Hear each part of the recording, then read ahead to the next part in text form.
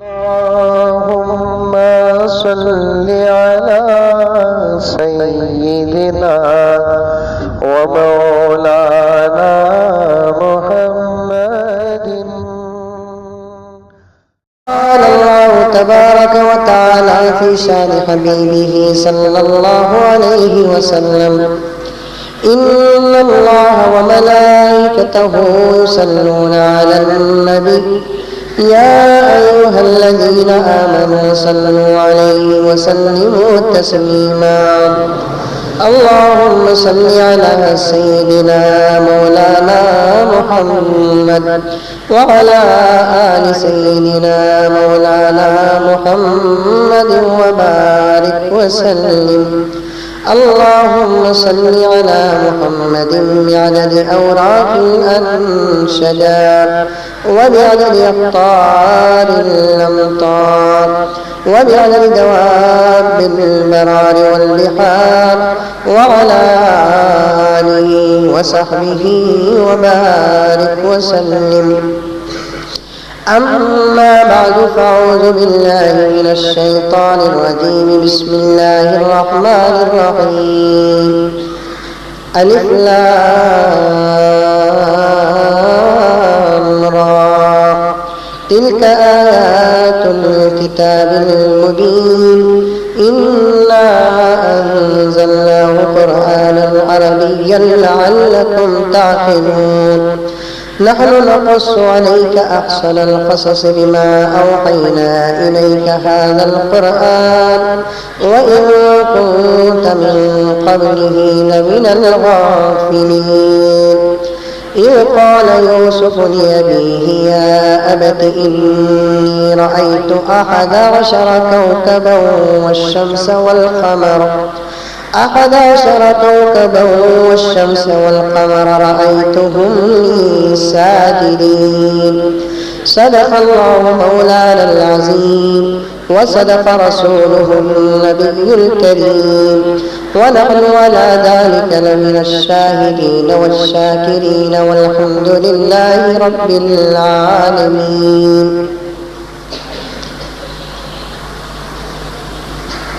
دست تو دست دریا بھی نہ چھوڑی ہم نے. علامہ اقبال کا شعر ہے.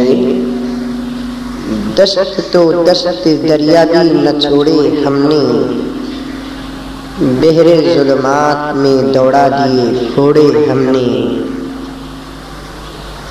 کی محمد سے وفا تو نے تو ہم تیرے ہیں، کی محمد سے وفا تو نے تو ہم تیرے ہیں. یہ جہاں چیز ہے کیا لوح و قلم تیرے ہیں. جلال آتش و برق و سحاب پیدا کر، جلال آتش و برق و سحاب پیدا کر. جل بھی کانپ اٹھے وہ شباب پیدا کر.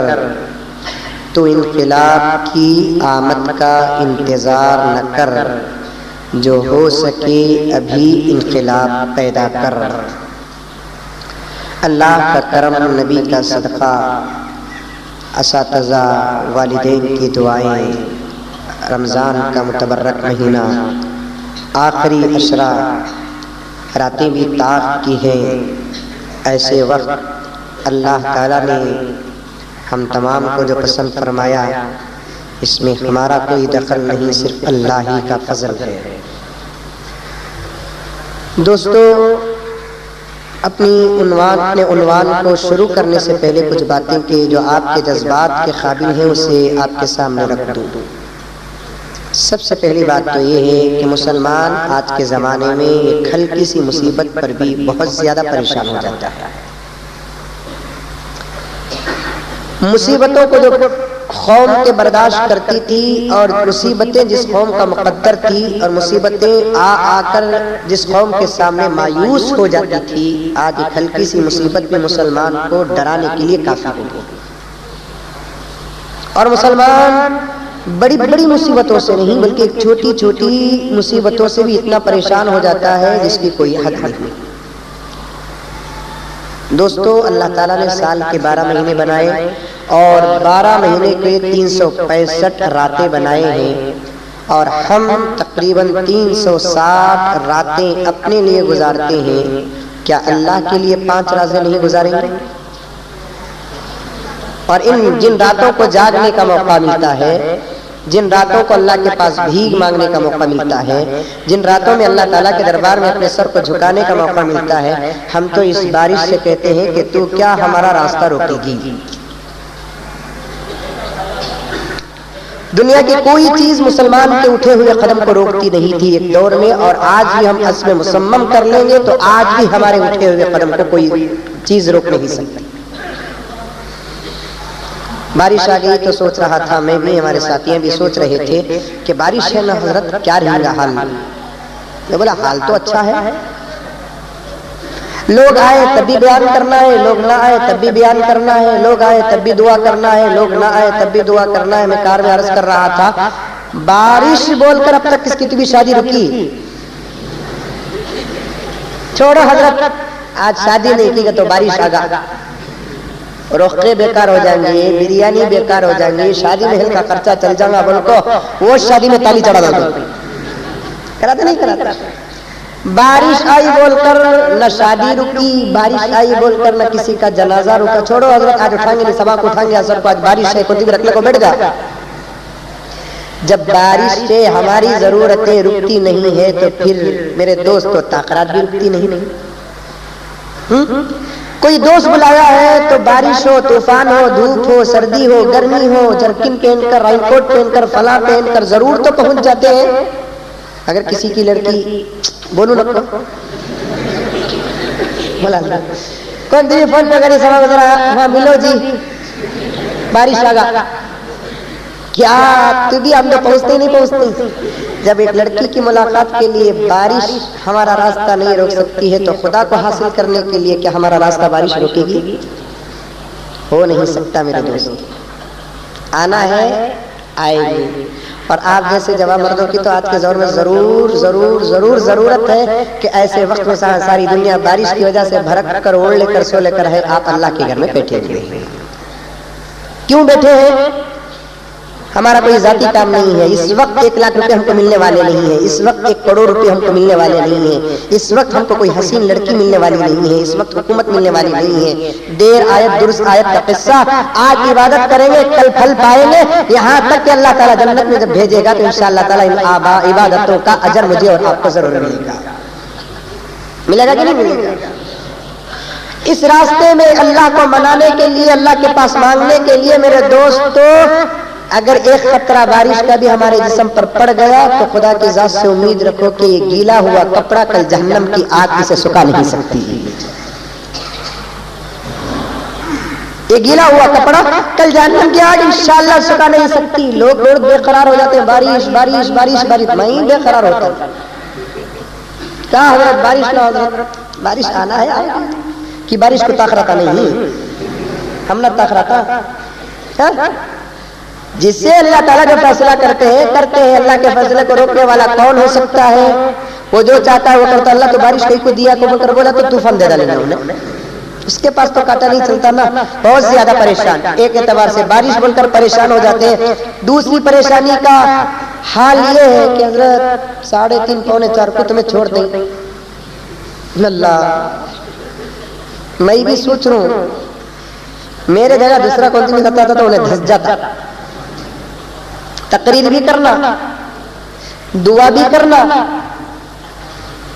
کیا کی کس کی تھی دعا سے، کس کی تھی آمین سے، کس کا تھی بھلا ہو جائے گا، وہ ہمیں پلان کرے تو ہم نہ ہماری دعا کی فکر رہی تو ان کے پیٹ کی فکر ہے۔ دیکھے ہاں، گھوڑا پلتی کھایا تو گدے کو پیٹ میں درد کرتے۔ میں اوپن بولا تو صاحب صاف ایک رات اگر سار نہیں کرے، وقت ہوگا یہ گھٹ پانی پی لیے، کیا جنازہ اٹھ جائے گا؟ کہ ایسا آپ سحر کرنے کے لیے تیار نہیں کیا؟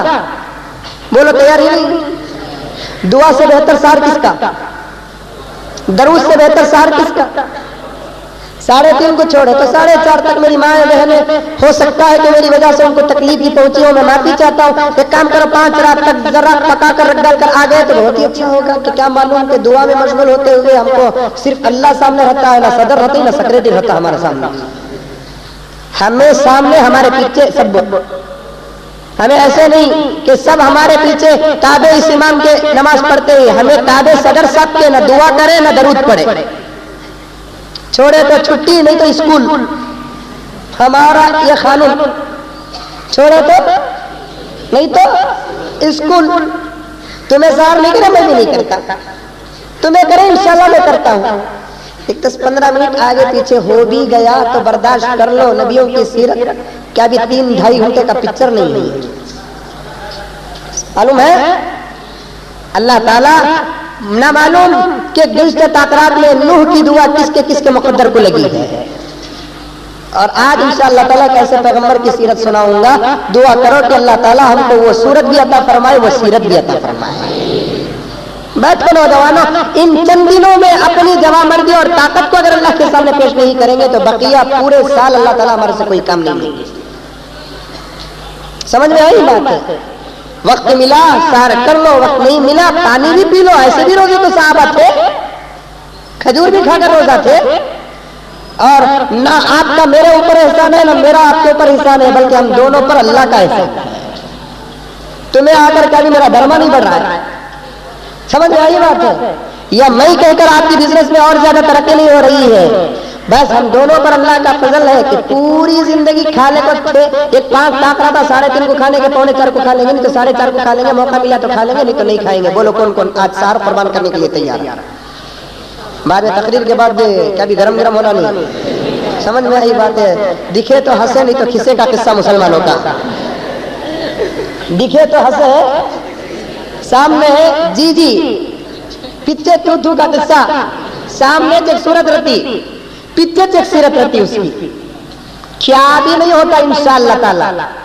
اللہ تعالیٰ کھلانے چاہے تو ضرور کھلا دیتے ہیں، اگر اللہ تعالیٰ کھلانا نہیں چاہے تو نہیں کھلا سکتے، اس لیے اطمینان کے ساتھ بیٹھو۔ میں بھی مضمون کو سمیٹنے کی کوشش کرتا ہوں، آپ بھی وقت میں برکت کی دعا کرتے رہیے، جتنا ہوا اس کے بعد انشاءاللہ تعالیٰ اطمینان سے دعا کریں گے، 5 رات اللہ کے لیے قربان کریں گے، کھانا تو پوری زندگی ہے انشاءاللہ۔ بہرحال میرے دوستو، آپ حضرات کے آنے کو دیکھ کر تو میں بہت ہی خوش ہو گیا۔ پڑتی ہوئی بارش پر ماں اور بہنوں کا مجمع بھی آیا ہوا ہے، آپ بزرگوں کا، نوجوانوں کا، بچوں کا مجمع بھی آیا ہوا ہے۔ بس اللہ تعالیٰ چاہتے یہی ہے کہ میرا بندہ دنیا کو نہ دیکھے، مجھے دیکھ لے، مصیبتوں کو پیچھے ڈال دے، راحتوں کو میں اس کے سامنے ڈال دوں گا۔ مصیبتوں کی اگر وہ پرواہ نہیں کرتا تو میں جنت کی اس کے لیے کوئی پرواہ نہیں کروں گا، اس کے لیے جنت قربان کر دوں گا۔ اللہ تعالیٰ کو منانا کہ مولا سب بھیگ کر گھر میں بیٹھے ہوئے ہیں، ہم بھیگ کر تیرے گھر میں بیٹھے ہوئے ہیں، یہ پڑتی ہوئی بارش پر اگر تو نہیں دے گا تو پھر کون دے گا؟ کوئی جملہ خدا کو پسند آ گیا تو پوری مقدر نہیں پوری نسلیں بن جائیں گی انشاءاللہ۔ مقدر نہیں میرے دوستو، پوری نسلیں بن جائیں گی۔ اللہ تعالیٰ ہمارے بیٹھنے کو، بٹھانے کو، سننے کو، سنانے کو سب کو قبول فرمائے۔ رمضان کی آخری طاقتوں کا بہار تو یہی ہے کہ ہم بھی جاگے، آپ بھی جاگے، آپ بھی دعا کریں، ہم بھی دعا کریں، یہی تو خوبصورتی ہے۔ اللہ تعالیٰ اس خوبصورتی کو قبول فرمائے۔ عرض کر رہا تھا میرے دوستو کہ آج ہماری جو باری ہے حضرت یوسف علیہ الصلوۃ والتسلیم کی سیرت۔ پیغمبروں میں سے ایک ایسے پیغمبر ہیں جن کے نام کا اللہ تعالیٰ نے قرآن پاک میں مکمل ایک سورہ نازل فرمایا، اور پورے قرآن پاک کے اندر اللہ تعالیٰ نے حضرت یوسف علیہ الصلوۃ والتسلیم کا 26 مرتبہ نام لیا۔ اور پیغمبروں میں سے یہ ایک ایسے پیغمبر ہیں کہ یہ بھی پیغمبر، ان کے ابا بھی پیغمبر، ان کے ابا بھی پیغمبر، ان کے ابا بھی پیغمبر، مطلب یہ ہوئی یہ بیٹا ہوئی 4 نسلیں مسلسل پیغمبر۔ حضرت ابراہیم کے بیٹے حضرت اسحاق، حضرت اسحاق کے بیٹے حضرت یعقوب، حضرت یعقوب کے بیٹے حضرت یوسف۔ اسی لیے حضور اکرم صلی اللہ علیہ وسلم نے ان کے نام نامی اس میں گرامی پر ایک شعر بھی کہا تھا، کریم ابن الکریم ابن الکریم ابن الکریم یوسف بن یعقوب بن اسحاق بن ابراہیم۔ یہ شعر تھا حضرت یوسف علیہ السلام کا، یہ بھی کریم، ان کے ابا بھی کریم، ان کے ابا بھی کریم، ان کے ابا بھی کریم، یعنی یوسف، ان کے ابا یعقوب، ان کے ابا اسحاق، ان کے ابا ابراہیم۔ اللہ تعالیٰ نے حضرت ابراہیم کو 2 بیٹے عطا فرمائے، ایک اسماعیل اور ایک اسحاق علیہ الصلوۃ والتسلیم۔ حضرت اسحاق سے بنی اسرائیل کی اولاد پیدا ہوگی، اور بنی اسرائیل نام پڑا حضرت یعقوب سے اس لیے کہ یعقوب کے دو نام تھے، ایک یعقوب تھا ایک اسرائیل تھا۔ یعقوب کی اولاد کو بنی اسرائیل کہتے ہیں۔ حدیث میں آتا ہے کہ 80,000 سے زیادہ انبیاء اللہ تعالیٰ نے حضرت یعقوب کی اولاد سے پیدا کیے۔ حضرت اسماعیل علیہ السلام کی اولاد سے کوئی پیغمبر پیدا نہیں ہوا، لیکن جب سے آخر میں جو پیغمبر پیدا ہوئے پیغمبروں کے پیغمبر جناب محمد رسول اللہ صلی اللہ علیہ وسلم پیدا ہوئے۔ حضور صلی اللہ علیہ وسلم سے ایک مرتبہ ایک صحابی نے پوچھا، یا رسول اللہ ساری دنیا کے اندر سب سے زیادہ شریف کون؟ حضور سے پہلے کا زمانہ۔ حضور اکرم صلی اللہ علیہ وسلم نے فرمایا ساری دنیا میں سب سے زیادہ بزرگ اور شریف وہ آدمی ہے جو اللہ سے ڈرتا ہے۔ ذرا آپ بھی اپنے دماغ کو تقریری مزاج میں لے کر آ جاؤ میرے دوستو، اور نیگیٹو ہے تو پازیٹیو بھی سوچو، پازیٹیو ہے تو نیگیٹو بھی سوچو، نفی ہے تو اس بات سوچو، اس بات ہے تو نفی سوچو۔ حضور سے جب سوال کیا گیا کہ یا رسول اللہ ساری دنیا میں بزرگ اور شریف کون ہے، اللہ کے رسول نے فرمایا کہ ساری دنیا میں سب سے زیادہ شریف وہ ہے جو اللہ سے ڈرتا ہے۔ میرے دوستو اردو کے محاورے میں شریف کے مقابلے میں کمینہ اور رذیل آتا ہے، اور رذیل کے مقابلے میں شریف آتا ہے۔ اس کا مطلب یہ ہے کہ جو اللہ سے ڈرے وہ شریف ہو گیا، جو اللہ سے نہیں ڈرتا وہ رذیل ہو گیا۔ اللہ کا ڈر پیدا کرو۔ جو آدمی جتنا اللہ سے ڈرے گا وہ اتنا ہی زیادہ متقی اور پرہیزگار ہو جائے گا۔ اللہ تعالیٰ ہم تمام کو اس سے ڈرنے کی توفیق عطا فرمائے۔ آج شوہر ہے تو بیوی سے ڈرتا ہے، بیوی ہے تو شوہر سے ڈرتی ہے، ماں باپ سے بچے ڈرتے ہیں، بچے سے ماں باپ ڈرتے ہیں، چھوٹے سے بڑا ڈرتا ہے، بڑے سے چھوٹا ڈرتا ہے۔ کیا بگاڑ سکتے ہیں؟ زیادہ سے زیادہ پراپرٹی سے جدا کریں گے، یا کھانا نہیں دیں گے، یا گھر سے باہر کریں گے، لیکن افسوس کی بات ہے کہ اللہ کا بندہ ہو کر آج اللہ سے ڈرتا نہیں ہے۔ لیکن اللہ تعالیٰ بگاڑنے پر آ جائے میرے دوستو تو پھر اس کے ترقی کا کوئی سوال پیدا نہیں ہوگا، کیونکہ تمام قدرت اللہ کے قبضے میں ہے۔ اللہ تعالیٰ بندے کو بنانا بھی چاہتے ہیں اور اللہ تعالیٰ بندے کو بگاڑنا بھی چاہتے ہیں۔ اس کے بگاڑ سے ڈرو، جب وہ پکڑنے پر آ گیا تو ہستی سے نابود کر کے رکھ دے گا۔ اللہ کے رسول صلی اللہ علیہ وسلم سے پوچھا گیا یا رسول اللہ ساری دنیا میں بزرگ اور شریف کون ہے؟ اللہ کے رسول علیہ الصلوۃ والتسلیم نے فرمایا کہ جو اللہ سے ڈرتا ہے وہ بزرگ اور شریف ہے۔ صحابی نے عرض کیا یہ تو کامن جواب ہے یا رسول اللہ، خاص آدمی کون ہے جو سب سے زیادہ شریف ہے؟ اللہ کے رسول نے فرمایا کہ میرے نزدیک تو ساری دنیا میں یوسف سے پڑھ کر کوئی شریف نہیں ہے، میرے نزدیک تو حضرت یوسف علیہ السلام سے بڑھ کر کوئی شریف نہیں ہے۔ اچھا، جس کو حضور بھی پسند فرمائے، حضور بھی تعریف کرے، آخر یوسف علیہ السلام کون اور ان کی تعریف کیا؟ اللہ تعالیٰ نے ابراہیم کے بعد اسماعیل کو، اسماعیل کے ساتھ اسحاق کو، اسحاق کے ساتھ یعقوب کو اللہ تعالیٰ نے نبوت دی۔ یعقوب علیہ الصلوۃ والتسلیم کے کل 2 بیویاں، کتنے بیویاں؟ 2 بیویاں بھی آپس میں سگی بہنیں، لیکن بڑی بیوی سے 10 بچے پیدا ہونے کے بعد بڑی بیوی کا انتقال ہوا تو دوسری بہن سے دوسری کا نکاح فرماتے ہیں، تو دوسری سے جب نکاح کرتے ہیں تو 2 بیٹے پیدا ہوتے ہیں۔ کل حضرت یعقوب علیہ السلام کو کتنے بچے؟ 12 بچے۔ وہ زمانے میں آپریشن نہیں تھا، گولیاں نہیں تھی، بچے زیادہ پیدا کرنے والے اپنے آپ پر فخر کرتے تھے۔ اب کیسا بولے تو زمانہ کس کے کتنے کم بچے رہتے کہ اس کی ہے نا وی آئی پی فیملی کہتے، میں بولتا ہوں اسے بیوارسی فیملی۔ وہ وی آئی پی فیملی نہیں ہے، وہ کیا فیملی؟ بیوارسی نہیں، بچے کیا ہو فل رہے۔ سمجھ میں یہ بات ہے؟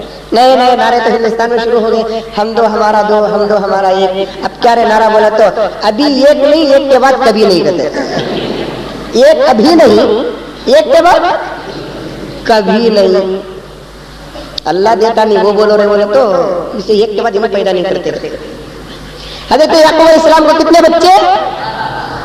12 بچے، پہلی بیوی سے 10، دوسری بیوی سے 2۔ دوسری بیوی کے بڑے بیٹے حضرت یوسف، دوسری بیوی کے چھوٹے بیٹے حضرت بنیامین۔ نام یاد رکھو، خلر بھائی کے نہیں، خالہ کے دوسرے بیٹے کے تیسری بیٹی کا نام کیا بولے تو فوراً بولا جاتا ہے۔ سمجھ میں پورے خاندان کے کتے خلیرے پپیرے مولرے چچیرے تائرے کیا کیا ریر ہوتے ہیں کہ پورے معلوم۔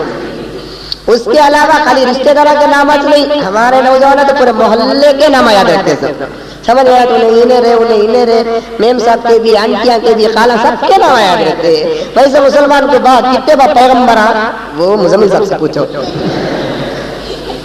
اللہ تعالیٰ نے حضرت یعقوب علیہ السلام کو 12 بیٹے عطا فرمائے تو چھوٹی بیوی سے 2 بیٹے پیدا ہوئے. بڑے بیٹے کا نام یوسف اور چھوٹے بیٹے کا نام بنیامین.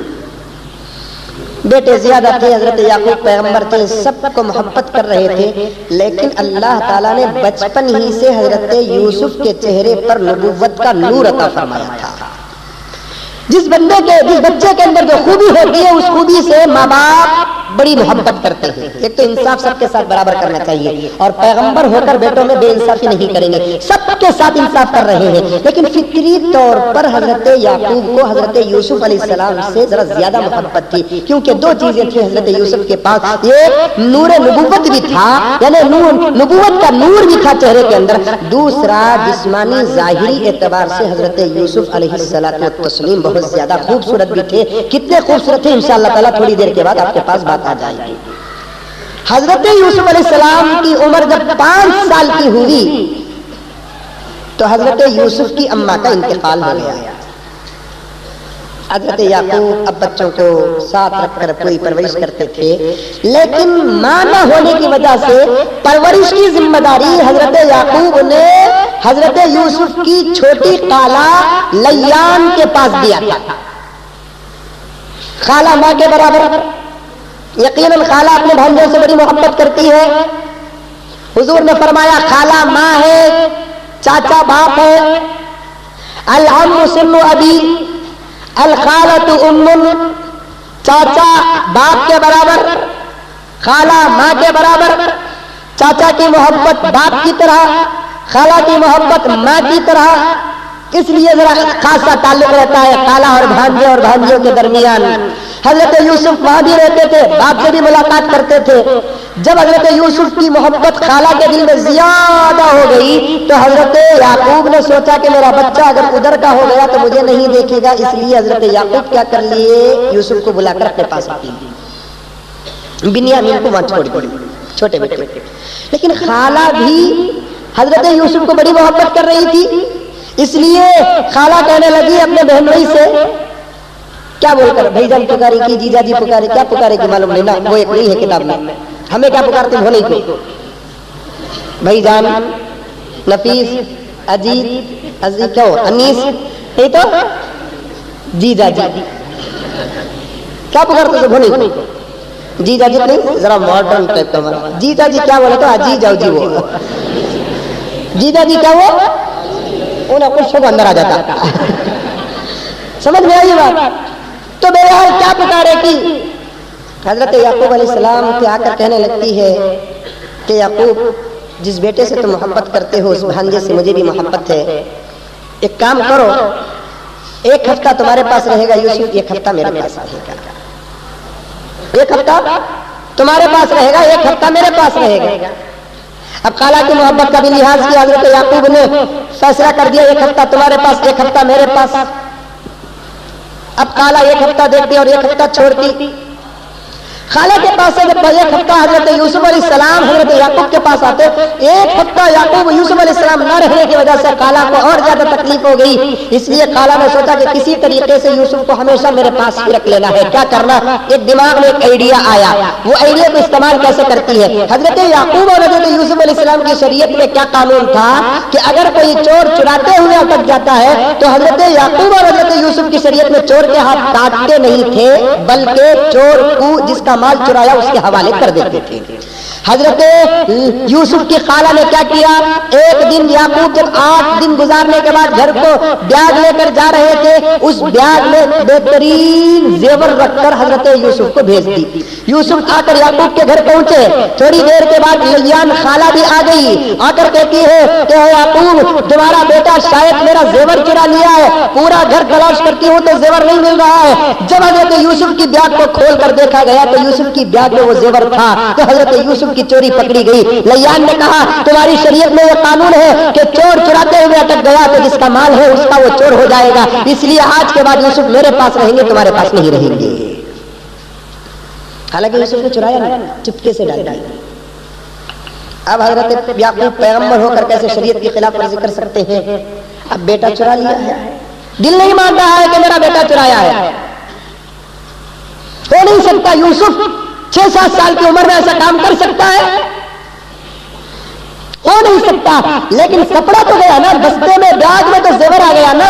اس لیے یعقوب نے یوسف کو خالہ کے حوالے کر دیا. روتے ہوئے اللہ سے دعا کرنے لگے کہ مولا میرے بچے کو میرے حوالے کر دیا.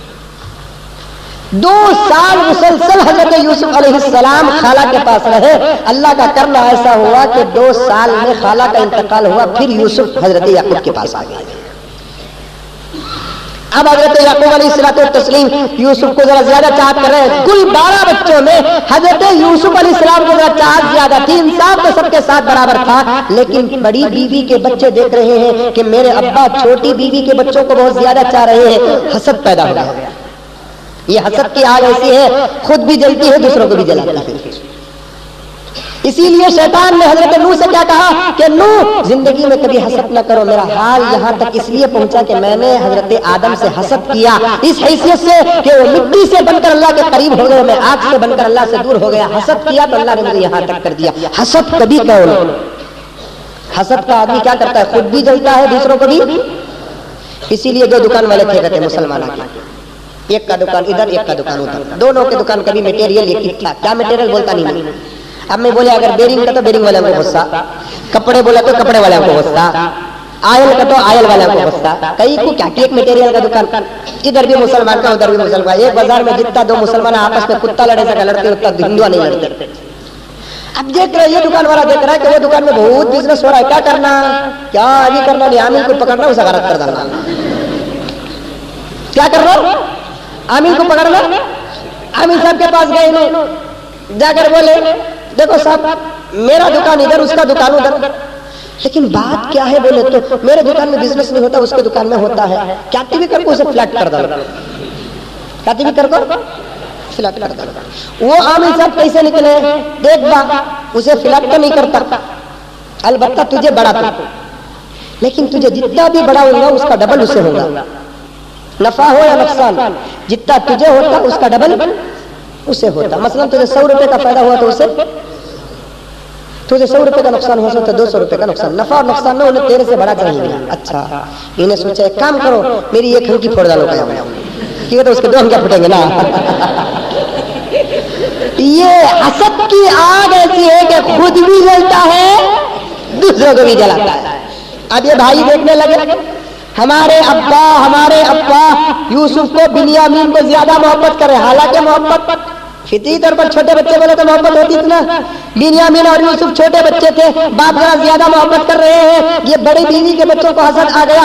اسی دوران 7 سال کی عمر میں، ایک روایت میں آتا ہے کہ 9 سال کی عمر میں، ایک روایت میں آتا ہے کہ 11 سال کی عمر میں حضرت یوسف علیہ السلام ایک خواب دیکھتے ہیں. وہی خواب کی ابتدا قرآن پاک کے اندر آ گیا.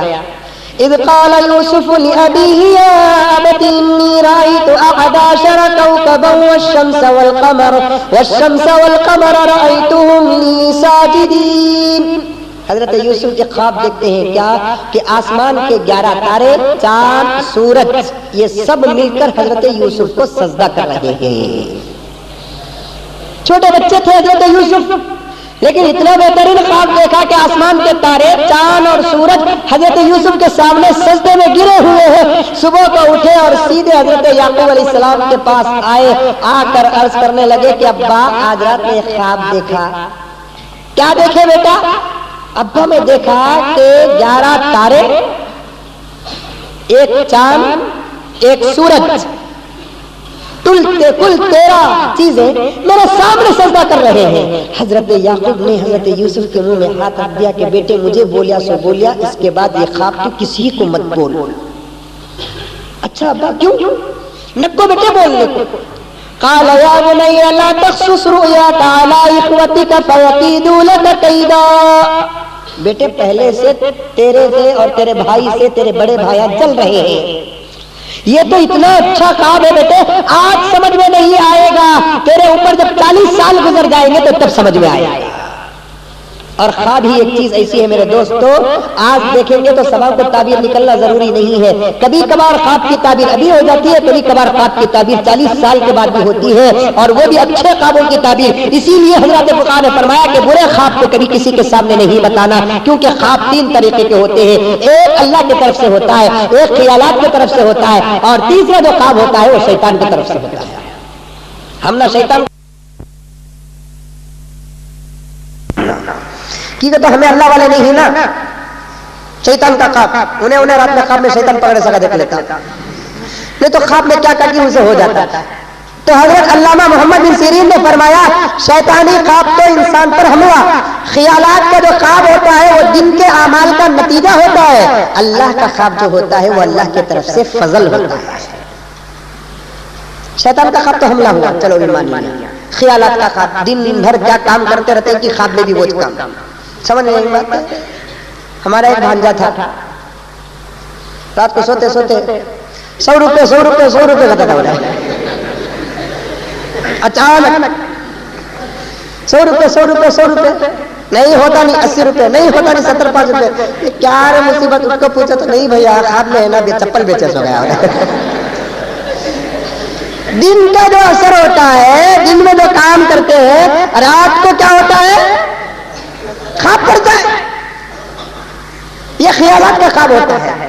اسی لیے حضرت علامہ محمد بن سیرین نے فرمایا جو آدمی اپنے آنکھوں کی حفاظت کرتا ہے کبھی زندگی میں اسے احتلام نہیں ہوتا، یہ ہے راز۔ آنکھوں کی حفاظت کرو، راستے میں جاتے ہوئے نگاہیں نیچی رہے، اللہ کا خوف رہے، آنکھ اٹھا کے نہ دیکھو سائڈ سے کون جا رہا ہے، رائٹ سے کون جا رہی ہے، گاڑی میں کون ہے، آٹو میں کون ہے، کار میں کون ہے، پوسٹر میں کون ہے، کٹ آؤٹ میں کون ہے، بس نگاہیں نیچی رہے۔ ایک شریف انسان کی علامت کیا ہے کہ نگاہیں نیچی رہیں گی، اس لیے کہ جو آدمی دن میں نگاہوں کی حفاظت کرتا ہے اسے رات میں احتلام کبھی نہیں ہوتا۔ حضور اکرم صلی اللہ علیہ وسلم کے اوصاف میں سے ایک وصف یہ ہے کہ حضور کو کبھی زندگی میں احتلام نہیں ہوا۔ بعض روایت میں آتا ہے کہ کسی پیغمبر کو احتلام نہیں ہوا۔ محمد بن سیرین رحمۃ اللہ علیہ فرماتے میں دن میں عورت کو دیکھ رہا تھا، دور کی بات اللہ کی قسم کھا کر کہتا ہوں کہ خواب میں بھی میں نے کسی غیر عورت کو نہیں دیکھا۔ محمد بن سیرین رحمۃ اللہ علیہ فرماتے دن میں دیکھ رہا تھا، دور کی بات میں نے خواب میں بھی کسی عورت کو نہیں دیکھا۔ ہمیں خواب میں بھی دیکھ رہی، رکابی میں بھی دیکھ رہی، 20 میں بھی دیکھ رہی، سب میں ٹی وی میں دیکھ، سب میں دیکھ رہے ہیں، یہاں تک کہ گھر میں صابن آیا تو اس میں بھی ہی میم صاحب، شیونگ کا بلیڈ آیا تو اس میں بھی ہی میم صاحب، کہاں آ گئے میم صاحب؟ یہ امریکہ کمینہ کہتا ہے عورت کو ہم ترقی دیے، کیا ترقی دیے؟ اس کی ترقی تو عورتوں کو بیچ کر کھانے میں آئی ہے، اسے نہیں معلوم کہ اس کی ماں کا مقام کیا ہے، اس مغربی تہذیب کو نہیں معلوم کہ اس کی بہن کا مقام کیا ہے، اس مغربی تہذیب کو نہیں معلوم کہ اس کی بیٹی کا مقام کیا ہے، اس مغربی تہذیب کو نہیں معلوم کہ اس کی بیوی کا مقام کیا ہے۔ اگر مقام جاننا چاہتا ہے ہم امریکہ اور فرانس کو، آسٹریلیا، جرمن کو، چائنا اور جاپان کو کہتے ہیں کہ تمہارے ماؤں کا مقام اگر تم کو معلوم جاننا چاہتے ہو تو آ جاؤ اسلام کے دائرے میں، اور تمہاری مائیں ترس رہی ہے اپنے مقام کو حاصل کرنے کے لیے، تمہاری مائیں ترس رہی ہے، شوہر کو فل پیاک ہے، اپنی بیوی کو فل ننگا کر کے باہر پھر رہا ہے، لیکن شوہر کو غیرت نہیں آ رہی ہے،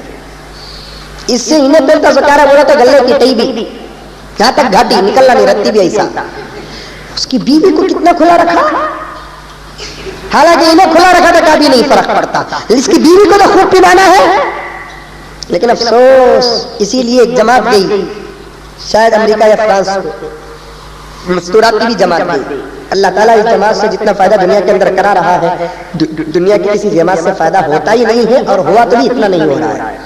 اللہ تعالیٰ حضرت علیہ رحمۃ اللہ علیہ کی قبر کو نور سے منور فرمائے، کروٹ کروٹ جنت نصیب فرمائے۔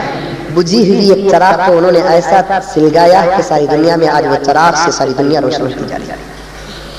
عورتوں کی جماعت بھی گئی، اب اسٹانڈ پہ وہاں کے کھڑے تھے، اب عورتوں کی جماعت میں ایک صاحب کے جو بیوی تھے وہ فل پیاک، سر سے لے کر پیر تک برقع، ہاتھ میں گلوزاں، پاؤں میں گلوزاں، کوئی چیز نظر نہیں آ رہی۔ وہاں بازو ایک انگریزی عورت بھی کھڑی تھی، وہ فل پیاک نہیں تھی بلکہ آدھا جسم بھی کپڑا نہیں تھا۔ اس نے جا کر اس مسلمان عورت سے انگریزی میں پوچھا کہ تم کون ہو؟ ہم مسلمان ہیں، یہ تمہارا اسلام تو تم کو بہت ٹائٹ کر دیا، دیکھو تم نے کتنا پیاک کر دیا ہے۔ ہم دیکھو کتنے آزاد ہیں، ہوا ہی ہوا کھا رہے. کھاؤ ہوا، کھاؤ ہوا. تمہارے مقدر میں اللہ تعالیٰ ہوا رکھا ہے، ہمارے مقدر میں حیا رکھا ہے. تمہاری مقدر میں ہوا ہے، ہماری مقدر میں حیا ہے. تمہاری مقدر میں بے حیائی، ہماری مقدر میں شرمی. تمہارے مقدر میں عورتوں کا کوئی مقام نہیں، ہماری مقدر میں ماں کے قدموں تلے جنت ہے. اب اللہ تعالیٰ جسے اسلام کی توفیق دیتے ہیں اسے عقل کامل بھی عطا فرماتے ہیں. سامنے ایک موز کی گاڑی کھڑی تھی، اس میں موز والا کچھ موزوں کو ڈسپلے کرنے کا سے چھلکو بھی رکھا تھا کہ دیکھو باہر جیسا ہے اندر بھی ویسا ہے. کرتے نہیں؟ موز کو آدھا چھل کر رکھا تھا، باہر کیسا اندر ویسا. اب وہ مسلمان عورت اس عیسائی عورت سے کہنے لگی کہ دیکھ رہی ہو گاڑی کو؟ ہاں دیکھ رہی ہو. کیا ہے اس میں؟ کیلا ہے. کیلا نہیں، بنانا. کیا بنانا؟ کیا ابھی نہیں بنانا؟ بنانا ہے، بنانا. اچھا آپ کون سا لے گی؟ جو چھلا ہوا ہے وہ لے گی؟ نہیں وہ فل پیک ہے وہ لیں گی. اب وہ عیسائی عورت کہے چھلا ہوا نہیں، فل پیک والا ڈزن لوں گی میں، اس لیے کہ چھلا ہوا کھلا ہے، اس کے اندر ٹیٹان آ کے پڑ گئے، جراثیم آ کر پڑ گئے، اگر وہ میں کھاؤں گی تو مجھے انفیکشن ہو جائے گا. وہ عورت نے کہا کہ تمہاری ہماری مثال یہی ہے کہ چھلی ہوئی موز تو ہے، بند موز میں ہوں. چھلا ہوا کیلا تو ہے، بند کیلا میں ہوں. اب میری بہن ذرا سوچ لے کہ چھلے ہوئے کیلے کو تو نہیں لیتی اس لیے کہ تیرے جسم پہ انفیکشن ہو جائے گا. اسی طریقے سے کھلے ہوئے بند کیلے کو ہم کو لیں گے. کیوں؟ اس لیے کہ چھلا ہوا کیلا کھانے والا بیماری میں مبتلا ہو جاتا ہے، بے حیا عورت کو یوز کرنے والا انہیں بھی انفیکشن میں مبتلا ہو جاتا ہے. ہم تو بند کیلے ہیں، ہم بند کیلے. ہم کو ہمارا شوہر ہی کھولے گا، اس کے علاوہ اور نہیں کوئی کھیلے گا. ترو تازہ اچھی چیز. بات کہیں سے کہیں چلے گئی کہ دل کے اعمال کو سدھارو، نگاہیں نیچے رکھو، انشاءاللہ تعالی خواب بھی تمہارے کیا ہو جائیں گے؟ بہت بہتر ہو جائیں گے. اور خوابوں کو کسی کے سامنے پیش نہیں کرنا. حضرت یعقوب نے کہا کہ بیٹے یا بنی لا تقصص رؤیاک علی اخوتک فیکیدوا لک کیدا، کہ بیٹے اپنا خواب کسی کے سامنے بیان نہ کر، بالخصوص تیرے بھائیوں کے سامنے بیان نہ کر. فیکیدوا لک کیدا، اس لیے کہ وہ تیرے سے دشمنی کرنے لگیں گے. کیوں دشمنی کریں گے؟ ان شیطان ان کے پیچھے پڑا ہوا ہے. شیطان ان کے پیچھے پڑا ہوا ہے، وہ حسد کرتے ہیں تم سے. حضرت یعقوب خاموش رہ گئے، حضرت یوسف خاموش رہ گئے. اب خواب کسی کو نہیں بتا رہے ہیں. میرے حال ٹھیک کر کے اندر نارمل زندگی. بھائیوں کے دل کے اندر کھٹک رہی ہے کہ ابا ان لوگوں سے بڑی محبت کرتے ہیں، کیا آپ کی بھی ابا کا بھی علاج کرنا، ان کا بھی علاج کرنا. پیغمبر کا علاج امتی کرے، باپ کا علاج بیٹا کرے. اب یہ 10 بھائی ہمیشہ خس بات کرتے ہیں، رات میں بھی اٹھ کر میٹنگاں، دن میں بھی اٹھ کر میٹنگاں. ایک مرتبہ یعقوب نے پوچھا کہ بیٹے رات کو سوتے نہیں، کچھ بات کرتے ہیں آپ لوگ؟ ہاں ابا ذکر کرتے ہیں. حضرت یعقوب کہنے لگے معلوم ہے آپ کا ذکر کتنا مقبول ہے. ہمیشہ رات دن میٹنگیں. آخر ایک بھائی کہنے لگا کہ بھائی اس کا ایک واحد علاج ہے. کیا؟ کہ ایک کام کرو، یوسف کو قتل کر دو. یوسف نہ رہے ہمارا مسئلہ حل ہو جائے. اب یوسف جانے کی وجہ سے ابا ہم سے محبت کریں گے، اب زندگی نارمل ہو جائے. اقتلوا یوسف، یوسف کو قتل کر دو. ان 10 میں سے جو بڑا بھائی تھا وہ کہنے لگا کہ بھائی کسی کو قتل نہ کرو، لا تقتلوا یوسف، یوسف کو قتل نہ کرو، بلکہ کیا کرو؟ اسے کنویں میں ڈال دو. کیونکہ کسی کو قتل کرنا جائز نہیں ہے، کیونکہ ہر انسان کی جان اللہ کی امانت ہے. میری جان بھی اللہ کی امانت، آپ کی جان بھی اللہ کی امانت. میں آپ کی جان نہیں لے سکتا، آپ میری جان نہیں لے سکتے، کیونکہ ہم ایک دوسرے ایک جان کے مالک نہیں ہے. سب کا مالک اللہ تعالیٰ ہے. اس لیے قتل کسی کو کرنے کی اجازت نہیں ہے. ہاں کوئی آدمی کسی کا قتل کر دیا تو قصاص میں اسے قتل کر دیا جائے گا، ورنہ کسی کو مارنے کی اجازت نہیں ہے، قتل کرنے کی اجازت نہیں ہے. یہاں کوئی روبدار بیٹھا ہوا تو کان کھول کے سن لے، دھمکیاں دیتا مارا تو تیرے باپ کا معلوم. کسی کو مارنے کی اجازت نہیں ہے، کوئی کسی کو نہیں مار سکتا. سمجھ میں آئی بات؟ کیونکہ ہر ایک کی جان کس کی امانت؟ اللہ کی امانت ہے.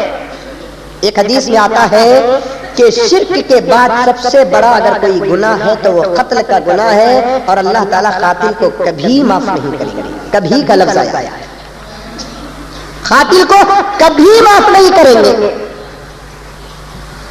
اب मीटिंगें हो रही है, यूसुफ को क्या किया जाए, कत्ल करे या क्या। बड़ा भाई कहने लगा कि एक काम करो, कत्ल करने की जरूरत नहीं है, हजरत यूसुफ को एक काम करो कि किसी कुएं में जाकर डाल देंगे। कनान बोलकर एक गांव जहां हजरत याकूब थे, याकूब के गांव का नाम क्या, कनान। बोलने भी आ रही है, याद था रखेंगे। कनान बैतुल मक़दिस के बिल्कुल करीब था। कनान गांव से 6 किलोमीटर के दूर पर एक पुराना कुआं था, पुरानी बूढ़ी, जिसमें पानी भी था, सांपा भी थे, बिच्छुआ भी थे। मीटिंग में फैसला तय हो गया कि काम करो, मारना नहीं, इसे काम कर डालेंगे, बोरी में डाल डालेंगे, बच्चा तो बच्चा, मरिया तो मरिया। अब लेकर कैसे जाएंगे, क्योंकि हजरत याकूब यूसुफ को अपने निगाहों से दूर करते ही नहीं। पहले यूसुफ को बुलाए, बुला कर 10 भाइयां बोले कि हमें सभा को फिरने जा रही है, तुम्हें भी आते हैं क्या। 11-12 साल की उम्र थी ना, छोटे बच्चे थे, फिरना कहता खुश हो जाते, हमें सभा फिरने जा रही, तुम्हें आते हैं क्या। हाँ हाँ मैं भी आता हूँ। तुम्हारा अब्बा छोड़ते नहीं ना तुम ना, नहीं मैं हमारे पास इजाजत ले लेता। अब हजरत यूसुफ जाकर कहने लगे कि अब्बा जान हमारे भाई सब फिरने जा रहे हैं, मैं भी फिरना चाहता हूँ, नरता हो नलअब, मैं भी फिरना चाहता हूँ, वहां जाकर खेलूं कूदूं। पैगंबर है तो क्या बच्चे है नहीं, पैगंबर बोले थे बचपन से खामोश बैठने का नाम क्या नहीं। हुजूर सल्लल्लाहु अलैहि वसल्लम के बारे में आता है कि हुजूर अकरम सल्लल्लाहु अलैहि वसल्लम बचपन में भी खेला करते थे, यहाँ तक के चलने की जब उम्र आई हुजूर सल्लल्लाहु अलैहि वसल्लम की, अपनी बहन के पीठ के पास आकर कतर डाला। बच्चा को कतरने की आदत रहती नहीं, कब बच्चा को छुड़ गई, बड़े हुआ गई, बच्चे कतर रही है, बड़े कतर रही। हुजूर सल्लल्लाहु अलैहि वसल्लम भी बचपन में हजरत शैमा के पीठ में कतर दिए।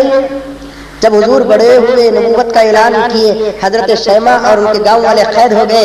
हजरत शैमा कहने लगी, ओ मुझे क्या पकड़ते हो तुम, मैं तो तुम्हारे पैगंबर की बहन हूँ। सहाबा कहने लगे मेरे पैगंबर की तू कैसे बहन, अरे जाओ जाकर कहो कि तुम्हारी बहन गिरफ्तार होकर आई है। हुजूर के पास सहाबी गए, जाकर अर्ज करने लगे, या रसूलल्लाह कोई औरत है, कहती है कि वो तुम्हारी बहन है, हमने तुम्हारी बहन को सुना भी नहीं, देखा भी नहीं। अच्छा मेरी बहन, हुजूर को याद आ गया हो दाई हलीमा की बेटी जो मेरी रजाई बहन है, शायद वो गिरफ्तार होकर आई है, साथ से आई है। फौरन हुजूर सल्लल्लाहु अलैहि वसल्लम नफीस उठे, जाकर देखते हैं क्या कि कुछ मिलती जुलती पुरानी याददाश्त की सूरत है। हुजूर ने फिर भी पूछा कि तुम्हारे पास कोई निशानी भी है कि शैमा की, तो हजरत शैमा ने कहा कि हाँ मोहम्मद तुमको मालूम नहीं, जब तुम छोटे थे तो मेरे पीठ में कतरे थे, देखो अभी भी दांत के निशान बाकी हैं। हुजूर ने फरमाया कि शैमा इस्लाम कबूल कर लो, ये दांतों के निशान तुमको जहन्नम से बचा देंगे। इस्लाम कबूल कर लो, दांतों के निशान तुमको जहन्नम से बचा देंगे। हजरत शैमा इस्लाम कबूल करती है। हुजूर भी पैगंबर थे, लेकिन बचपन में छोटी मोटी शरारत तो मैं नहीं कहूंगा, बचपना तो था अपनी जगह पर।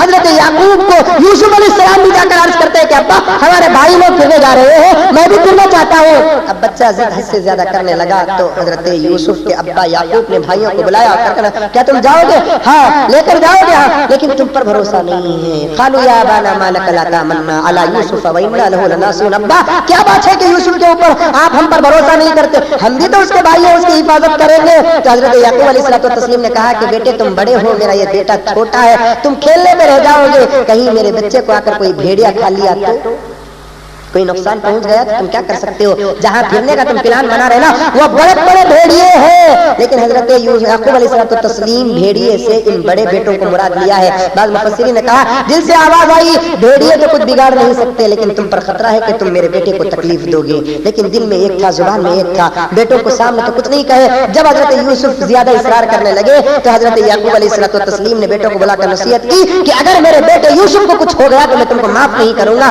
वो धोखे में आकर हजरत याकूब यूसुफ अलैहिस्सलातु तस्लीम को लेकर फिरने लेकर गया। सबसे बड़ा जो भाई था यहूदा, वो जिम्मेदार और अमीर बना काफिले का। उससे छोटा जो भाई था उसने हजरत यूसुफ को हजरत याकूब के सामने उठा लिया। देखो अब्बा हम तो तुम्हारे बच्चे को चलने भी नहीं देते। समझ में बात, मक्कार जो होता ना बहुत खतरनाक होता। देखो अब हम तो तुम्हारे बेटे को चलने भी नहीं थे, अच्छा बेटा ऐसे हिफाजत करना। अब हजरत यूसुफ को लेकर 10 भाई گھر سے باہر نکلتے ہیں، حضرت یعقوب علیہ السلام گھر کے دروازے تک آ کر بیٹے کو جدا کرتے ہیں، وہاں تک دیکھتے رہے جہاں تک بیٹا دکھتا رہا۔ اس کے بعد بیٹا جیسے ہی چلا گیا تو اس وقت حضرت یعقوب گھر کے اندر آ کر اللہ سے دعا کرتے ہیں کہ مولا میرے بیٹے کی حفاظت کرنا۔ آواز آتی ہے کہ تمہارا بیٹے سے زیادہ میرا وہ پیغمبر ہے، تمہارے بیٹے سے زیادہ وہ میرا پیغمبر ہے۔ اب جیسے ہی گھر سے دور ہوئے تو جو ہاتھ میں گود میں اٹھایا تھا وہ بچے کو پٹک دیا، چل ادھر۔ بڑا ابا کا لاڈلا بنا، تیری وجہ سے تو ابا ہم سے محبت بھی نہیں کرتے۔ حضرت یوسف نے کہا کہ ابا اگر آپ سے محبت نہ کرے تو میرا کیا قصور؟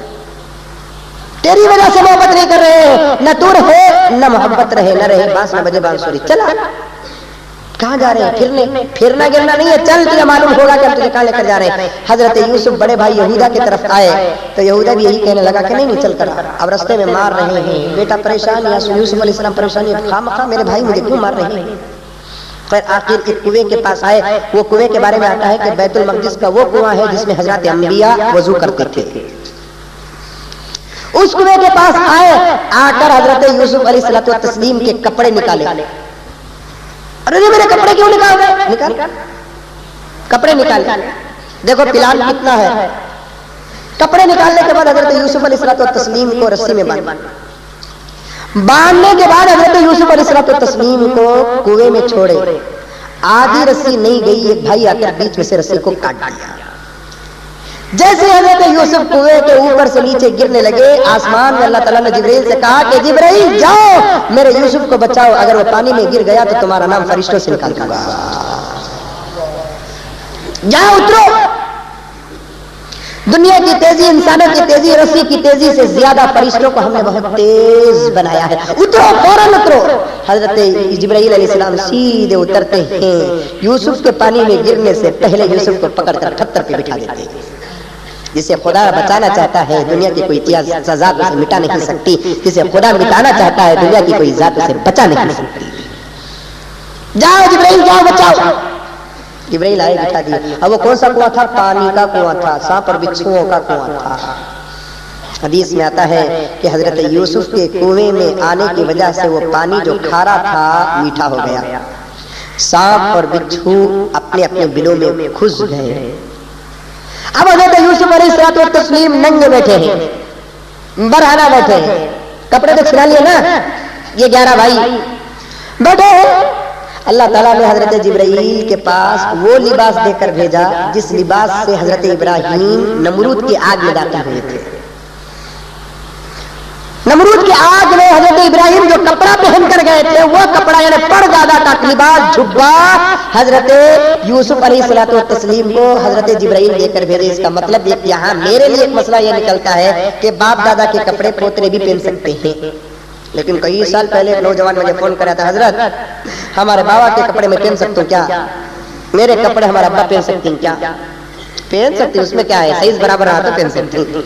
سمجھ میں اب پردادا کا جھبا حضرت یوسف کو پلایا گیا، حضرت یوسف پہن کر خاموش بیٹھ گئے۔ کالی اندھیری رات ہے، روایت میں آتا ہے کہ 3 دن وہاں تھے، ایک روایت میں آتا ہے کہ 7 دن وہاں تھے کنویں میں۔ کیا کھاتے تھے؟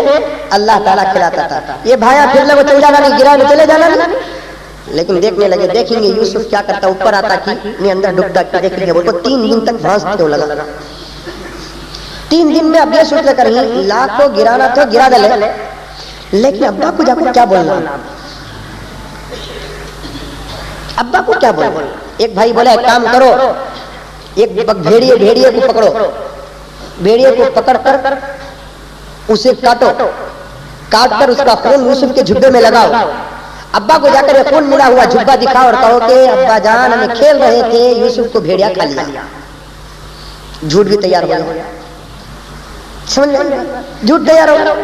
اب 3 دن کے بعد ایک قافلہ وہاں سے گزرتا ہے، جیسے ہی قافلہ وہاں سے گزرا پانی کی پیاس لگی تو پانی پینے کے لیے جب وہ قافلہ ایک بغیچ کی رسی ڈالتا ہے، پانی کھینچتا ہے تو بغیچ میں پانی کے بجائے خوبصورت 12-13 سال کا غلام لڑکا آتا ہے۔ پورے قافلے والے پریشان ہو گئے، بوڑی سے پانی آیا تو دیکھے، لیکن یہ انسان کہاں سے آیا، پریشان ہو گئے۔ تو یہ اطراف میں بیٹھے تھے نا بھایا، فوراً دوڑ کر آئے، کہنے لگے ارے تو یہاں بیٹھا ہے، گرائے بھی انوت۔ اب وہ قافلے والوں کے سامنے پوچھ رہے تو یہاں بیٹھا ہے، اور قافلے والوں سے کہنے لگے کہ اے قافلے والوں، دراصل بات یہ ہے کہ ہمارا یہ غلام ہے، نوکر ہے، بار بار بھاگ جاتا ہے، اس کے لیے ہم اسے دھلنے میں آتے ہیں، بوڑی کے پاس بیٹھا ہے، ہم اسے بیچنا چاہتے ہیں، کیا تم میں سے کوئی خریدے گا؟ قافلے والوں میں سے ایک کا نام مالک تھا، وہ کہنے لگا یہ تو اتنا خوبصورت ہے کہ یہ غلام تو ہو نہیں سکتا، بہرحال ملیا سو مال لینا چاہیے۔ فوراً کہتا ہے اس کی قیمت کیا ہے؟ میں خرید لوں گا کیونکہ بڑا خوبصورت نوجوان نظر آ رہا ہے۔ تو فوراً کہتے ہیں ایک کام کرو، 8 دینار دے دو، اسے خرید لو۔ بھایا 8 دینار میں حضرت یوسف علیہ الصلوۃ والتسلیم کو بھیج دیا۔ وَشَرَوْهُ بِثَمَنٍ بَخْسٍ دَرَاهِمَ مَعْدُودَةٍ، قرآن کہتا ہے بڑی گری ہوئی قیمت کے بدلے حضرت یوسف کو بھائیوں نے بیچ دیا۔ اچھا، بیچنے کے بعد جب وہ قافلہ چلنے لگا تو ایک بھائی آ کر کہنے لگا اس غلام کو حفاظت سے رکھنا، اس لیے کہ بار بار بھاگ جاتا ہے۔ یہ بھی بولے، وہ زمانے میں غلاموں کو خریدا جاتا تھا، بیچا جاتا تھا۔ آج کون بھی خریدتے ہیں کیا؟ نہیں خریدتے، بیچتے ہیں۔ ارے ذرا زور سے بولو، ارے کیا جی ہمارا 900 بک رہا ہے نا بھی، 50 لاکھ روپے، 50,000 روپے، 1 لاکھ روپے۔ اس زمانے میں مرد بنے خریدتے تھے، اس زمانے میں اسے بھائی کو خریدتی، خریدتے نہیں، کیا قیمت؟ 50,000 روپے، 1 لاکھ روپے۔ ڈاکٹر رہا تو زیادہ، انجینئر رہا تو زیادہ، سمجھے؟ جیسا جیسا رہتا ہونا ویسا بزنس بن رہا اور زیادہ۔ خریدتے کہ نہیں خریدتے؟ وہاں اس زمانے میں کوئی خریدنے والا تھا، اس زمانے میں خریدتا ہے کون؟ ایک عورت خریدتی ہے۔ بکتے ہیں اس زمانے میں بھی بہت سارے نوجوان۔ اور دوسری بات، اس زمانے میں تاجر بیچتے تھے، اس زمانے میں خود ماں باپ اپنی اولاد کو بیچتے تھے۔ بیچ رہے نہیں بیچ رہے؟ کتنے بزرگ ایسے ہیں جو اپنے بیٹوں کی تجارت کرتے ہیں، محفلوں میں بیٹھ کر، منگنی میں بیٹھ کر، نسبت میں بیٹھ کر خود ایک بے غیرت باپ پوچھتا ہے کہ دے 1 لاکھ روپے دے رہی ہے، رشتہ قبول نہیں تو نہیں، خود پوچھتے ہیں۔ چھپی چھپائی بات نہیں ہے، حقیقی بات ہے یہ کہ خود صاف طریقے سے پوچھتے ہیں 1 لاکھ روپے دیتی، 1.5 لاکھ روپے دیتی، 2 لاکھ روپے دیتی۔ حضرت یوسف علیہ الصلوۃ والتسلیم بک گئے، 8 درہم لے کر پورے بھائیاں بانٹ لیے۔ یوسف علیہ السلام چلے گئے، اب انہیں خون ملا ہوا کپڑا لے کر حضرت یعقوب کے پاس گئے، جا کر کہنے لگے کہ ابا جان ہمیں کھیل رہے تھے لیکن ایک بھیڑیا آ کر یوسف کو کھا لیا ابا۔ اگر یقین نہیں آتا تو یہ دیکھو قمیص جس میں یوسف کا خون لگا ہوا ہے۔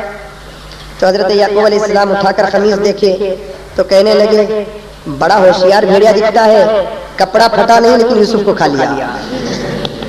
کپڑا پھاڑ کو خون لگانا نہیں، 2 آدمیاں کانٹیے کا ڈکتے ہیں، ایک جھوٹا ایک چور، 2 جنے آج نہیں سبا ضرور اٹکتے۔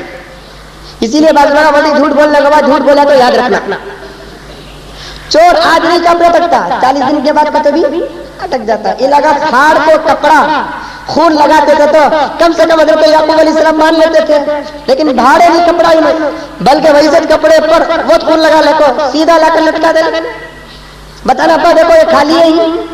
تو حضرت یوسف علیہ الصلوۃ والتسلیم کے کپڑے کو دیکھ کر حضرت یعقوب نے کہا کہ کنعان کا بھیڑیا تو بڑا ہوشیار ہے کہ اندر کا مغز کھا لیا، باہر کا چھلکا پھٹا تک نہیں ہے۔ فصبر جمیل واللہ المستعان علی ما تصفون۔ حضرت یعقوب کہتے ہیں تمہاری بات پر مجھے بھروسہ نہیں ہے، اس لیے کہ میں دیکھا بھی نہیں ہوں، بس میں صبر کر رہا ہوں، اللہ تعالیٰ میری مدد کرنے والے۔ ایک روایت میں آتا ہے کہ ایک بھیڑیے کو وہاں کے بلائے، حضرت یعقوب بلا کر پوچھنے لگے کیا تو نے یوسف کو کھایا؟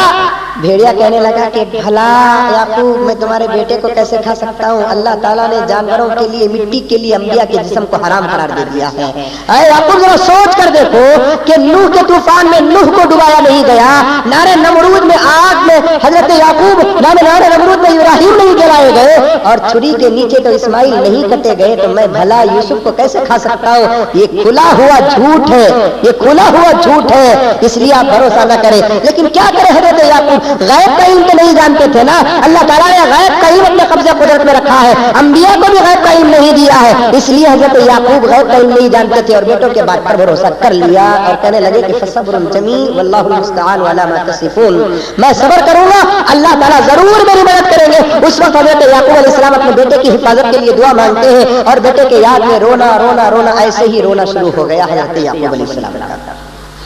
اب حضرت یوسف قافلے کے ساتھ جا رہے ہیں، جاتے جاتے ایک جگہ قافلے کے راستے میں حضرت یوسف کو اپنی ماں کی خبر کی جگہ یاد آئی، قافلہ رکا تو ماں کے خبر کی زیارت کرنے لگے۔ تو اچانک ان قافلے والوں میں سے ایک آدمی نے فوراً دیکھا کیا کہ یوسف اکیلے کھڑے ہیں، قافلہ آگے چلا گیا ہے، تو قافلے والے نے فوراً تھپڑ مارا اور کہا کہ تیرے بھائی نے بالکل سچ کہا، تو بھاگنے والا بھگوڑا غلام ہے۔ ایک تھپڑ مارتے حضرت یوسف کہتے اللہ اور زیادہ صبر نہیں ہوتا، کب تک میں در در کی ٹھوکر کھاتا رہوں۔ حضرت یوسف علیہ السلام جیسے ہی بد دعا کرتے ہیں، ایک ابر آ کر اس قافلے پر مصیبت نازل کرتا ہے، بارش پڑتی ہے۔ بعض لوگوں نے کہا کہ پتھر کی بارش پڑتی ہے۔ تو قافلے میں ایک بڑا آدمی کہنے لگا ہمارے قافلے میں کوئی بڑی غلطی کر دیا جس کی وجہ سے عذاب آ رہا ہے۔ تو جو تھپڑ مارا تھا وہ کہنے لگا کہ مجھ سے غلطی ہو گئی، اس بچے کو مارا تو اس نے بد دعا دیا، عذاب آیا۔ فوراً وہ آدمی حضرت یوسف سے معافی چاہتا ہے تو فوراً وہ عذاب ختم ہو جاتا ہے۔ اب کنعان سے لے کر یہ بچے کو لایا جا رہا ہے، سیدھے مصر کو آتا ہے وہ قافلہ، اور اس یوسف کو جو خریدا تھا نا وہ مصر والا تھا، مصر کو لے کر آیا، بہت خوش ہو گیا کہ ایسا غلام میرے ہاتھ لگا ہے، ایسا غلام میرے ہاتھ لگا ہے کہ اس کی قیمت سے میں بہت زیادہ نفع کماؤں گا۔ سیدھے لایا اور اپنے گھر کے اندر رکھا اور کئی سال تک پالنے لگا۔ یہ چھوٹا ہے اور بڑا ہو گیا، بالغ ہو گیا تو اور اس کی قیمت لگے گی۔ اب تو 12-13 سال کا ہے نا، 17-18 سال کا اگر ہو گیا تو اور زیادہ قیمت لگے گی۔ چھپ چھپا کر اس بچے کو پالنے لگا۔ یوسف جیسے جیسے بڑھتے گئے ویسا ویسا حسن ہوتا گیا۔ حضرت یوسف علیہ الصلوۃ والتسلیم باپ سے بھی بچھڑے، ماں سے بھی بچھڑے، بھائیوں سے بچھڑے، پورے شہر سے بچھڑے۔ آخر ایک دن ایسا آیا کہ وہ مالک جو تھا، خریدا ہوا آدمی جو تھا، وہ پورے بازار میں ایسا اعلان لگایا آج میرے پاس ایک ایسا غلام ہے جس کی قیمت پورے مصر کے پاس، پورے مصر میں کسی کے پاس نہیں ہے۔ اچھا وہ غلام کون ہے؟ فلاں دن لایا جائے گا۔ اعلان بڑا زور کا ہوا، بہت زور کا اعلان ہوا۔ جیسے ہی اعلان بڑا شاندار ہوا، پورے لوگ حضرت یوسف کو خریدنے کے لیے آ گئے۔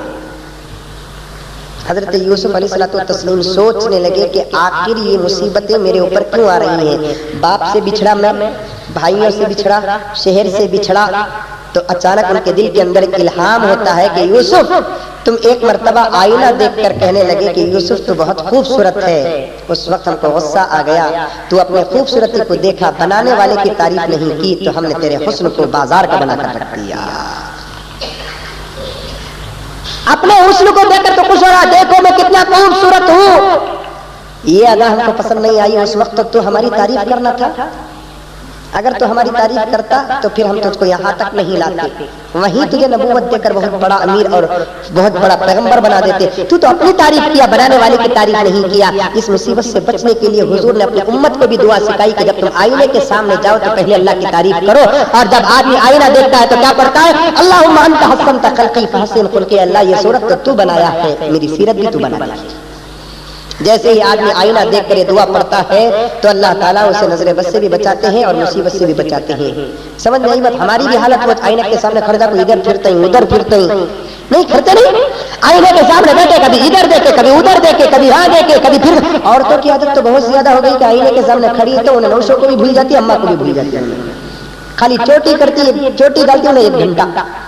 سمجھ میں آئی بات ہے؟ ڈالتی کاٹا نکالتی، ڈالتی کاٹا نکالتی۔ آئینے کے سامنے زیادہ بھی کھڑنا نہیں ہے، اگر کھڑنا ہے تو کیا کرنا؟ دعا پڑھنا، اللہم انت حسنت خلقی فحسن خلقی، اے اللہ یہ صورت تو بڑی خوبصورت بنایا ہے، میری صورت اور میری سیرت میں زمین آسمان کا فرق ہے، میں جتنا خوبصورت ہوں اتنی میری سیرت خوبصورت نہیں ہے۔ بہت سارے لوگ ایسے ہیں کہ جن کی صورت تو بڑی اچھی ہے لیکن سیرت بڑی بری ہے، بہت بری ہے ان لوگوں کی سیرت۔ اسی لیے آئینے کے سامنے کھڑ کر بھی دعا کرو کہ اے اللہ میری صورت تو خوبصورت بنایا، میری سیرت بھی خوبصورت بنا دے۔ اب حضرت یوسف علیہ الصلوۃ والتسلیم کی نیلامی ہوتی ہے، بولی لگائی جاتی ہے، جو بھی آ کر دیکھتا بڑی سے بڑی بولی لگاتا، کوئی 1000 اونٹوں کی بولی، کوئی 1000 گھوڑوں کی بولی، کوئی 1000 کھیتوں کی بولی، سب کی بولی ریجیکٹ ہو رہی ہے۔ اچانک ایک عورت بڑھیا کو دیکھا گیا کہ انہیں 10-15 گدھے لے کر آ رہی ہے۔ کسی نے پوچھا بڑھیا کہاں جا رہی ہے؟ یوسف کو قریب لے جا رہی ہو۔ ارے 1000 اونٹوں بیکار ہو رہے تیرے 7 گدھے کیا کریں گے؟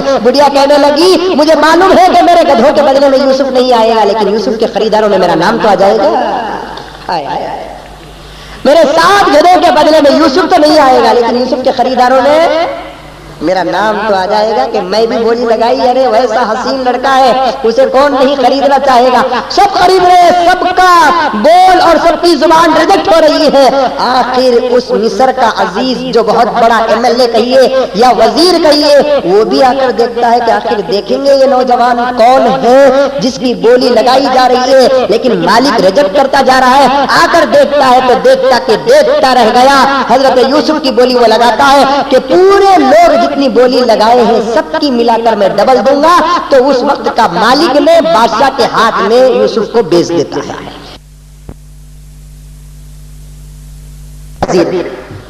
اب یوسف کو لے کر 17 سال کی عمر تھی، حضرت یوسف علیہ الصلوۃ والتسلیم کو لے کر اپنے محل گیا اور اپنی بیوی زلیخا سے کہا کہ زلیخا تیرے لیے ایک گفٹ ہے۔ گفٹ کیا ہے؟ دیکھ کتنا خوبصورت نوجوان تیری خدمت کے لیے لایا ہو، اسے حفاظت کر کے رکھ اور اس کی عزت بھی کر۔ اکریمی مسوایا، اس کی عزت بھی کر، یہ عام غلاموں کی طرح غلام نہیں ہے، اس کے چہرے سے تو مجھے کچھ اور ہی نظر آ رہا ہے، یہ صورت کے اعتبار سے بھی خوبصورت ہے، سیرت کے اعتبار سے بھی خوبصورت ہے اور اس کا فیوچر بہت اچھا نظر آ رہا ہے، اس کے شان میں کبھی گستاخی نہیں کرنا، اکریمی مسوا، اس کے بارے میں بڑی عزت کے ساتھ کرنا، عزت کا سلوک کرنا۔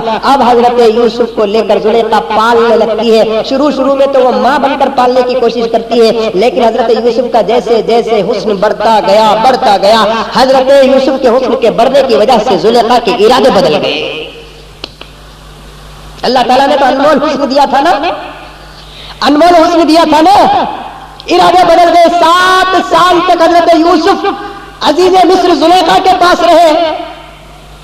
اب جیسے جیسے رہتے گئے محبت بڑھتی گئی۔ حضرت یوسف کو محبت کا تو احساس نہیں ہوا، لیکن زلیخا کا محبت تو بہت مضبوط ہو گیا۔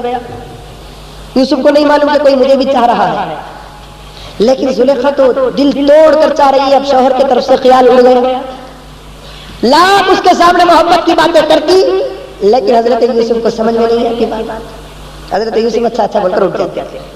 ہمارے سکانی ہاؤ کی انہیں آئی بولے تو ہمیں لو یو بولتے ہیں،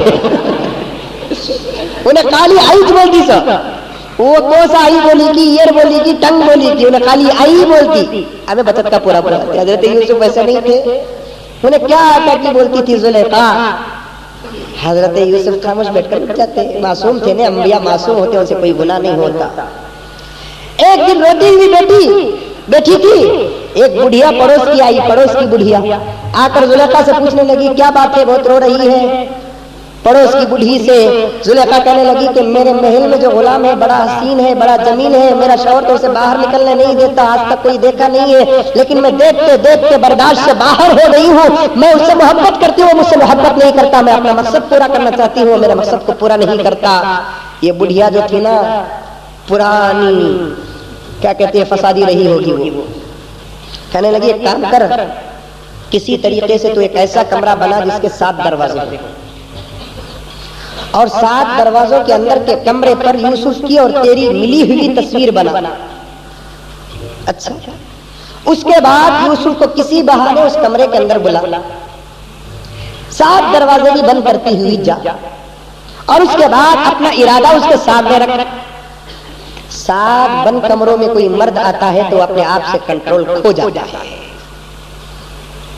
یہ آئیڈیا پسند آیا حضرت یوسف کے متعلق۔ زلیخا کو بڈھی نے جو کہا تھا ایسے ایک شاندار کمرہ بنایا، 7 دروازے لگائے، اور اس کے اندر یوسف کی اور اپنی ملی ہوئی کچھ ایسی ایسی تصویریں بھی بنائی۔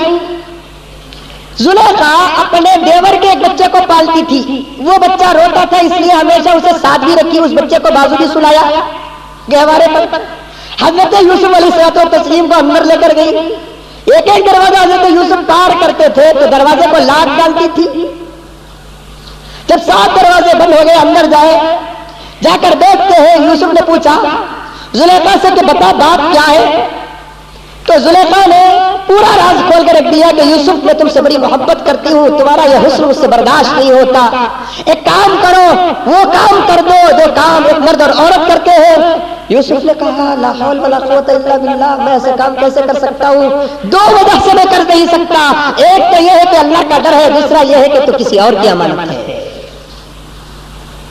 ایک تو اللہ کا ڈر ہے، دوسری بات یہ ہے کہ تو کسی اور کی امانت ہے، تیری شادی اگر نہیں ہوتی تو کچھ اور بات تھی، لیکن تو کسی اور کی ملکیت ہو گئی ہے کہ تو کسی اور کی ملکیت ہو گئی تو دو حق میں توڑ نہیں سکتا۔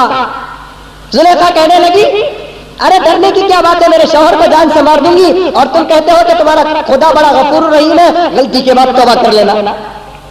عورت بڑی مکار ہوتی ہے نا، جلدی پھسلتی نہیں، اگر پھسل گئی تو پھر پورا محلہ تباہ ہو جاتا ہے۔ میری ماں نے آپ کو نہیں کہہ رہا ہوں، ان بگڑی ہوئی ماؤں کو، ان بگڑی ہوئی بہنوں کو کہہ رہا ہوں، اللہ تعالیٰ آپ کے شرم میں اور اضافہ عطا فرمائے، آپ کے حیا میں اور اضافہ عطا فرمائے، اور آپ کو ایسے قابل پیدا کرے، آپ کو ایسے قابل بنائے کہ آپ کے گود سے وقت کے علماء اور مفتیاں پیدا ہو جائیں۔ لیکن عورت ذاتی طور پر تو بڑی مکار ہے۔ حضرت یوسف کہنے لگے کہ نہیں ہو سکتا، نہیں تجھے کرنا ہی پڑے گا، میرا مقصد تجھے پورا ہی کرنا پڑے گا، نہیں یوسف میرے شوہر کو میں مار دوں گی جان سے، اور تم خدا سے معافی چاہ لینا۔ حضرت یوسف نے اس وقت وہی جملہ کہا کہ غلطی کے بعد توبہ کرو تو معاف ہو جائے گا، لیکن توبہ کی امید پر غلطی کرو گے تو توبہ بھی نصیب نہیں ہوگی۔ ایک ہے غلطی ہو گئی، اللہ غلطی ہوگی معاف کر لے پروردگار۔ ابھی سے ارادہ ہو رہا ہے کہ حضرت رمضان کے بعد کوٹی کو جانا، پانڈیچری کو جانا، ایک مہینے سے ٹی وی دیکھا نہیں حضرت، کتنے نوے پکچر نکلے ہی معلوم نہیں، کیا ہے کہ تم لگا ڈرا ڈرا ڈرا تو 15 کلو کم ہوگا ہوں حضرت، رمضان جان کر تم نہ دیکھ لے، تم سمجھ میں آئی بات؟ رمضان جانے کے بعد پھر گناہ کرے، کئی گناہ کرا، آئندہ تاخرہ تو ہی نا حضرت تمہاری دعا، سمجھ میں آئی بات؟ آئندہ تاخرہ تک نہ ہمیں رہیں گے نہ آپ رہیں گے، کیا گارنٹی ہے؟ تو گناہ ہو گیا تو توبہ کر لو، لیکن توبہ کی امید پر گناہ نہ کرو۔ اب حضرت یوسف پر زلیخا کی زبردستی زیادہ ہو گئی، کھینچن تانی کا تک مسئلہ آ گیا۔ حضرت یوسف آخر ایک مرد تو تھے، نوجوان تو تھے، قرآن کہتا ہے وَلَقَدْ هَمَّتْ بِهِ وَهَمَّ بِهَا، اس کا بھی ارادہ ہو گیا۔ حضرت یوسف کے دل میں ہلکا سا شیطان نے وسوسہ بھی ڈال دیا، وَلَقَدْ هَمَّتْ بِهِ وَهَمَّ بِهَا، اس کا تو مکمل ارادہ ہو گیا۔ قرآن نے عورت کے ارادے کو پہلے ذکر کیا، مرد کے ارادے کو بعد میں ذکر کیا، اس لیے کہ زلیخا کا ارادہ پہلے ہوا تھا، حضرت یوسف ٹینشن میں آ گئے تھے۔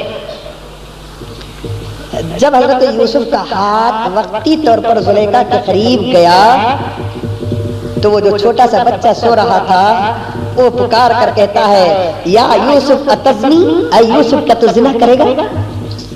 اسی لیے حضور سے کسی نے پوچھا کیا دنیا کے اندر کوئی بچہ بھی بات کیا ہے؟ اللہ کے رسول نے فرمایا کہ دنیا کے اندر 3 بچے بات کیے ہیں، ایک یوسف کے کمرے کا بچہ، دوسرا جریج کے زمانے کا بچہ، تیسرا حضرت عیسیٰ علیہ السلام جو بچپن میں ماں کے گود میں بات کی۔ بچے کی طرف سے آواز آئی یا یوسف اتزنی، ایک روایت میں آتا ہے، اور ایک آواز آئی آسمان سے یا یوسف لو وافقت الخطیئہ یمحو اللہ اسمک من دیوان الانبیاء، اے یوسف اگر یہ کام میں تم مبتلا ہو جاؤ گے تو اللہ تعالیٰ تمہارے نام کو انبیاء کی فہرست سے نکال دے گا۔ اور اس کمرے کے اندر ایک بت بھی تھا پتھر کا جس کی زلیخا پوجا کرتی تھی، لیکن اس پر ایک کپڑا ڈال کر تھی زلیخا کپڑا ڈال کر۔ یوسف نے پوچھا کہ یہ کیا ہے؟ یہ میرا خدا ہے جس کی میں پوجا کرتی ہوں، کپڑا کیوں ڈالا؟ اس کے سامنے یہ کام کرتے ہوئے شرم آتی ہے، پتھر تو ہے پوجا کرنے کے لیے، لیکن زلیخا کہتی ہے کہ اس کے سامنے کام کرتے ہوئے شرم آتی ہے۔ تو حضرت یوسف نے کہا انت تستحی من الصنم وانا استحی من الصمد، تو پتھر سے شرماتی ہے، میں اللہ سے شرماتا ہوں۔ تیرا پتھر پردہ ڈالنے سے دیکھتا نہیں ہے، میرا خدا تو وہ ہے کہ 7 آسمان و زمین کے بیچ میں بھی دیکھ لیتا ہے، اس سے کوئی چیز چھپی نہیں، اس سے کوئی چیز چھپتی ہے نہیں چھپتی ہے۔ اسی لیے حضرت امام غزالی غالباً ان کے زمانے میں ایک بادشاہ آیا، بچوں کا امتحان لینے لگا اور کہا کہ دیکھیں گے ہمارا بچے کہاں تک کامیاب ہوئے ہیں۔ ہر ایک بچے کو ایک ایک موز دیا اور جا کر کہنے لگا کہ ایسی جگہ جا کر کھاؤ جہاں کوئی نہ دیکھے۔ سب گیا، ایک جنا بشیٹ لے کر کھا لیا، ایک جنا کاکی گیا، ایک جنا کاکی گیا، سب کو بلا کر پوچھے تو کھایا ہو؟ کھا لیا۔ کہاں کھایا؟ بشیٹ کے اندر کھایا، کون بھی نہیں دیکھے۔ تو کھایا؟ دروازے کے پیچھے کھایا، کون بھی نہیں دیکھے۔ تو کہاں کھایا؟ جھاڑ کے پیچھے کھایا، کون بھی نہیں دیکھے۔ حضرت امام غزالی سے پوچھے تو کھایا؟ نہیں کھایا۔ کیوں؟ جہاں جاتا ہوں خدا نظر آتا ہے۔ کہاں کہے یہاں نہیں، بتا کے تو کہاں نہیں۔ شاعر کہتا جلال تو جمال تو صاحب کمال تو کہاں کہے یہاں نہیں بتا کہ تو کہاں نہیں یہاں بھی تو وہاں بھی تو ادھر بھی تو ادھر بھی تو کہاں بولے اللہ یا نہیں ہے بول کر یہاں بھی اللہ وہاں بھی اللہ ادھر بھی اللہ ادھر بھی اللہ بندے کے بارے میں کہتا ہے کہ میں علیم بھی ہوں میں خبیر بھی ہوں میں بصیر بھی ہوں تیرا باپ سے تو چھپ سکتا ہے لیکن میرے سے تو چھپ نہیں سکتا استاد سے شاگرد چھپ سکتا ہے شیخ سے مرید چھپ سکتا ہے پیغمبر سے امتی چھپ سکتا ہے لیکن اللہ سے بندہ چھپ نہیں سکتا اس لیے گناہ کرتے وقت ہمارے شیخ فرماتے ہیں کہ اللہ کو یاد کر لو ہمیشہ یہ ذہن میں خیال پیدا کرو کہ مجھے اللہ دیکھ رہا ہے یہ اور بات ہے کہ میں اللہ کو دیکھ رہا ہوں کہ نہیں دیکھ رہا ہوں لیکن اللہ تو مجھے دیکھ رہا ہے تو فوراً حضرت یوسف اس عورت سے جدا ہو کر بھاگنا چاہتے ہیں توبہ توبہ یہ کام نہیں کروں گا بھاگ کر جاتے ہیں تو حضرت یوسف کا جھپا پکڑ کر زلیخا کھینچتی ہے تو پیچھے سے چھپا پھٹ گیا دروازے کے پاس جاتے ہیں تو ایسا اتفاق کے دروازے کے بالکل باہر زلیخا کا شوہر کھڑا ہے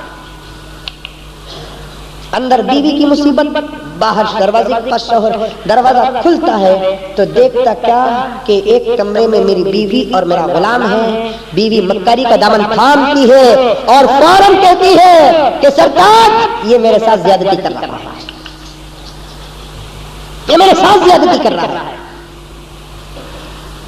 اور اس کی کیا سزا ہو سکتی ہے سرکار فوراً اسے سزا دیجیے حضرت یوسف کہنے لگے میں کچھ نہیں کیا حالات تمہارے سامنے ہے بھلا تمہارا نمک کھانے والا تمہاری عزت اور آبرو پہ ہاتھ ڈالے گا یہ نہیں ہو سکتا اب یہ فیصلہ کس سے کرے یہ تو عزت کی بات ہے نا عزت کی بات ہے عزیز مصر کی بیوی یہ غلام کے ساتھ ایسا گھناؤنا کام کر رہی ہے عزت کا سوال تھا لیکن عزیز مصری وزیر کو بھی کچھ خیال تھا کہ فوراً اس کا مسئلہ حل کریں گے کسے پوچھیں گے وہ کہنے لگی بار بار حضرت یوسف پر الزام ڈالنے لگی حضرت یوسف اللہ کے اوپر چھوڑتے ہیں اللہ تعالیٰ نے یوسف کے دل میں خیال ڈالا اور فوراً حضرت یوسف نے کہا ایک کام کرو یہاں سونے والے بچے سے بات کر لو کہ کون سچ ہے کون جھوٹا ہے عزیز مصر نے کہا کہ یہ بچہ تو بات کرنا نہیں جانتا وہ کیا ہمارا فیصلہ کرے گا تو ارے بات تو کر کے دیکھو بات تو کر کے دیکھو اللہ نے مجھے بچا لیا ہے تمہاری بیوی کی زیادتی ہے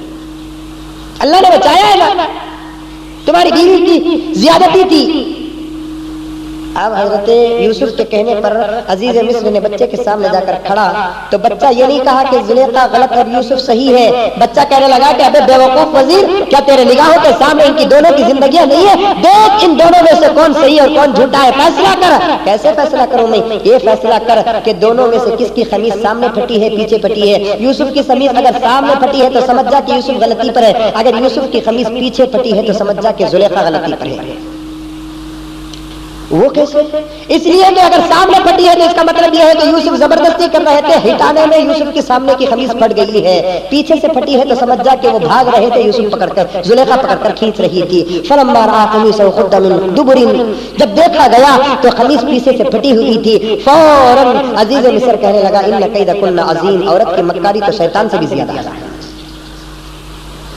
عورت کی مکاری شیطان سے زیادہ ہے اس تحت علامہ مفتی شفیع صاحب فرماتے ہیں ایسا کوئی وقت آ جائے کہ مرد کو بھاگنے کا راستہ نہ ہو تو ایسے وقت میں وہ اللہ کو پکارے 7 دروازوں کے اندر بھی اللہ تعالیٰ بچانا چاہے تو ایسے بچائے گا جیسے یوسف کو اللہ نے بچایا ہے ہم کہاں بچنے کی کوشش کرتے ہیں میرے دوستوں ہم تو اور پھنسانے کی کوشش کرتے ہیں بچنے کی کوشش نہیں کرتے ہم تو پھنسانے کی کوشش کرتے ہیں اسی لیے تو لعنتیں برس رہی ہیں ہم پر بچنے والوں نے بچا بھی حضور کی امت میں بھی ایسے واقعات پیش ہوئے لیکن بچ کر دکھایا ایک بہت بڑے بزرگ جس کا نام سلیمان دارمی تھا غالباً امام غزالی رحمۃ اللہ علیہ نے احیاء میں لکھا ہوا ہے ایک مرتبہ اپنے دوست کے ساتھ جنگل کو گئے دوست کہنے لگا کہ روٹی لے کر بازار سے آتا ہوں تم یہاں بیٹھے رہو حضرت سلیمان دارمی بیٹھے تھے اچانک ایک عورت آئی آ کر کہنے لگی کہ او اللہ کے بندے اس جنگل میں تیرے اور میرے علاوہ کوئی نہیں ہے میری خواہش پوری کر دے جو تیری بھی ضرورت ہے فوراً حضرت سلیمان دارمی دیکھتے اس عورت کو اور رونا شروع کر دیتے ہیں ان کے رونے کو دیکھ کر وہ عورت بھاگ جاتی ہے پاگل ہے مسئلہ حل کرنے کے بجائے مسئلے کو بگاڑ دیا. تھوڑی دیر کے بعد ان کا دوست آیا, دیکھتا کیا ہے کہ جو ساتھی سلیمان دارمی روتے ہوئے بیٹھے, فوراً پوچھنے لگا کہ حضرت کیا ہوا, آپ کو کوئی تکلیف پہنچی, کوئی کارا, کوئی کاٹا, کیا ہوا؟ تو حضرت سلیمان دارمی نے کہنے لگے کہ ابھی ایک عورت آ کر مجھ سے مقصد پورا کرنے لگی, جو زندگی میں کوئی عورت مجھے نظر تک اٹھا کر نہیں دیکھی, آج وہ عورت میرے سامنے آ کر اپنی دعوت دینے لگی, میں اپنے گناہ کو یاد کر کے رو رہا ہوں. فوراً حضرت سلیمان دارمی کا قصہ سن کر وہ نوجوان رونے لگا. حضرت نے پوچھا کہ تو کیوں رو رہا ہے؟ کہنے لگا حضرت تمہیں تھے, بچ گئے, میں رہتا تو میرا حال کیا ہوتا, وہ سوچ کر میں رو رہا ہوں. ہمیں رکھتے کیا رے دیوانہ کام کرا, تو مجھے بلانا نہیں تو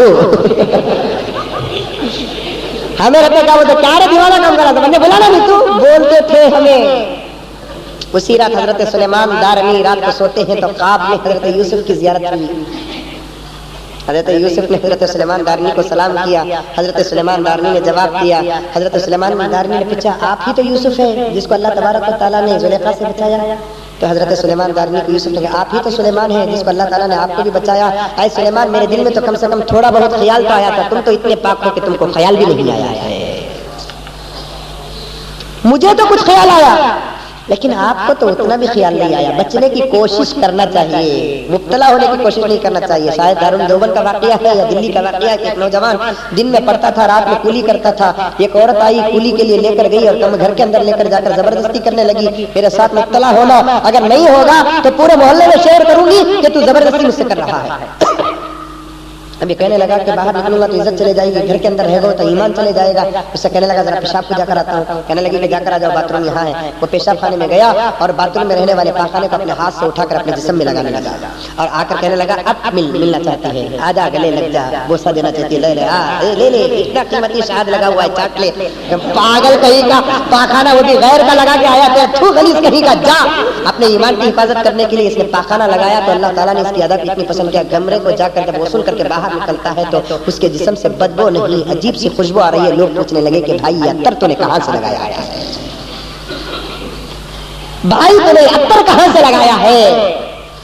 بچنے کی کوشش کرنا چاہیے میرے دوستو, ورنہ اللہ تبارک و تعالیٰ تباہ کر کے رکھ دیں گے, تباہ کر کے رکھ دیں گے. اب حضرت یوسف بچ کر نکل رہے ہیں باہر. فیصلہ ہو گیا کہ عورت بڑی مکار ہے عورت, پھر بھی عزیز مصر کی بیوی ہے, عزت بچانا ہے. کمرے کے اندر رکھ دیا گیا, گھر کے اندر رکھ دیا گیا, دل کے اندر کھٹ رہی ہے بات. آہستہ آہستہ آہستہ وہ بات باہر پھیل گئی. بادشاہ کی بیوی نے, عزیز مصر کی بیوی نے, وزیر کی بیوی نے غلام کے ساتھ اپنا مقصد پورا کرنا چاہا. سب عورت کو تھوکنے لگے. جا کر اتنا باقیمتی مالدار وزیر شوہر مل کر تو ایک غلام کے پیچھے پڑی. پورے محلے والے کے تانے سن کر زلیخا کو برداشت نہیں ہوا. زلیخا کہنے لگی ارے میں تو کیا تم بھی ہوتے تو اپنے آپ کو برداشت نہیں کرتے, تم ایک لمحہ برداشت نہیں کرو گے. میں تو 7 سال یوسف کو دیکھ کر برداشت کر رہی ہوں, تم نے یوسف کو دیکھا نہیں, اگر دیکھتے تو مجھے گالی نہیں دیتے. ایک کام کرو کہ کل شام ہمارے گھر میں تم سب کو دعوت پہ آ جاؤ. اچھا کیا دعوت ہے؟ یوسف کو دکھانے کی دعوت ہے. سب یوسف کو دیکھنے کے بہانے آ گئے. بہترین دسترخوان جوڑا گیا. 2 روایتیں آتی ہیں, ایک میں سیب کا نام آتا ہے, ایک میں لیمبو کا نام آتا ہے. اکثر مفسرین نے لیمبو کا نام لیا ہے کیونکہ لیمبو کا رس اگر زخم پر پڑتا ہے تو جلن بہت زیادہ ہوتا ہے. تو لیمبو ایک ہاتھ میں دے دی, ایک صاحب کو دے دی اور سب کو بٹھا دی. فلما سمعت بمکرهن ارسلت الیہم, سب کو بلائی اور بٹھائی. بیٹھو اب یوسف آئیں گے, جب آئیں گے تو لیمبو کھانا. وارسلت الیہم واعتدت لهن متکا, اور ان کے ہاتھوں میں ایک چاقو بھی دے دی اور بٹھا دی. ان کے ہاتھوں میں ایک چاقو بھی دے دی. یوسف آئیں گے تو کاٹو. اچھا اب جیسے ہی حضرت یوسف کو بلا کر بٹھا کر کرسی میں سے, حضرت یوسف کی عادت کیا تھی کہ ان کو خود اپنے حسن کا پتہ چل گیا تھا کہ اللہ نے اتنا حسن دیا تھا کہ جو بھی دیکھتا ان کے بارے میں یا تو برا ارادہ کرتا نہیں تو ان کو نقصان پہنچانے کی فکر کرتا. پوری زندگی اپنے چہرے پر پردہ ڈال کر پھرا کرتے تھے گھر کے اندر. اب حضرت یوسف اپنا پردہ اٹھاتے ہیں, ایک جھلک دیکھتی ہے پورے مصر کی عورتیں. لیمبو کاٹنا جب شروع کرتی ہے تو لیمبو کٹ کر ہاتھ بھی کٹ گیا, جلن محسوس نہیں ہو رہا ہے کیونکہ یوسف کے حسن کا اتنا مزہ آ رہا ہے. کیونکہ اللہ نے آدھا حسن دیا تھا نا ساری دنیا کا. کتنا حسن دیا تھا؟ آدھا حسن دیا تھا حضرت یوسف کو ساری دنیا کا. آج بھی ذرا لیمبو بھی سیپ نہیں کاٹتے, کیک کاٹتے. آج کل نیا رسم شروع ہوا ہے, کیا کرتے جلوے میں کیک کاٹنے کی. کتنے چرسنا وہ اتنے وقت میں کر لیتے ہیں کہ معلوم نہیں، اللہ کا فضل میرا تو نہیں ہوا. وہ اتنے وقت میں دودھ بھی بیچتے ہیں، اینک بھی دیکھتے ہیں، مصری بھی کھاتے ہیں. کھاتے نہیں؟ کتنے رسنا ہوتے ہیں؟ دودھ بیچنے کو جاتے ہیں، دودھ والی وہ کو بلاتا سوئی نے انہیں آ کر دودھ بیچے، آدھا لیٹر ہونا کہ پونا لیٹر ہونا. بے حیا کہتی کی دودھ بیچنے والی تو کہیں شادی محل کو آئی یہ کرتا.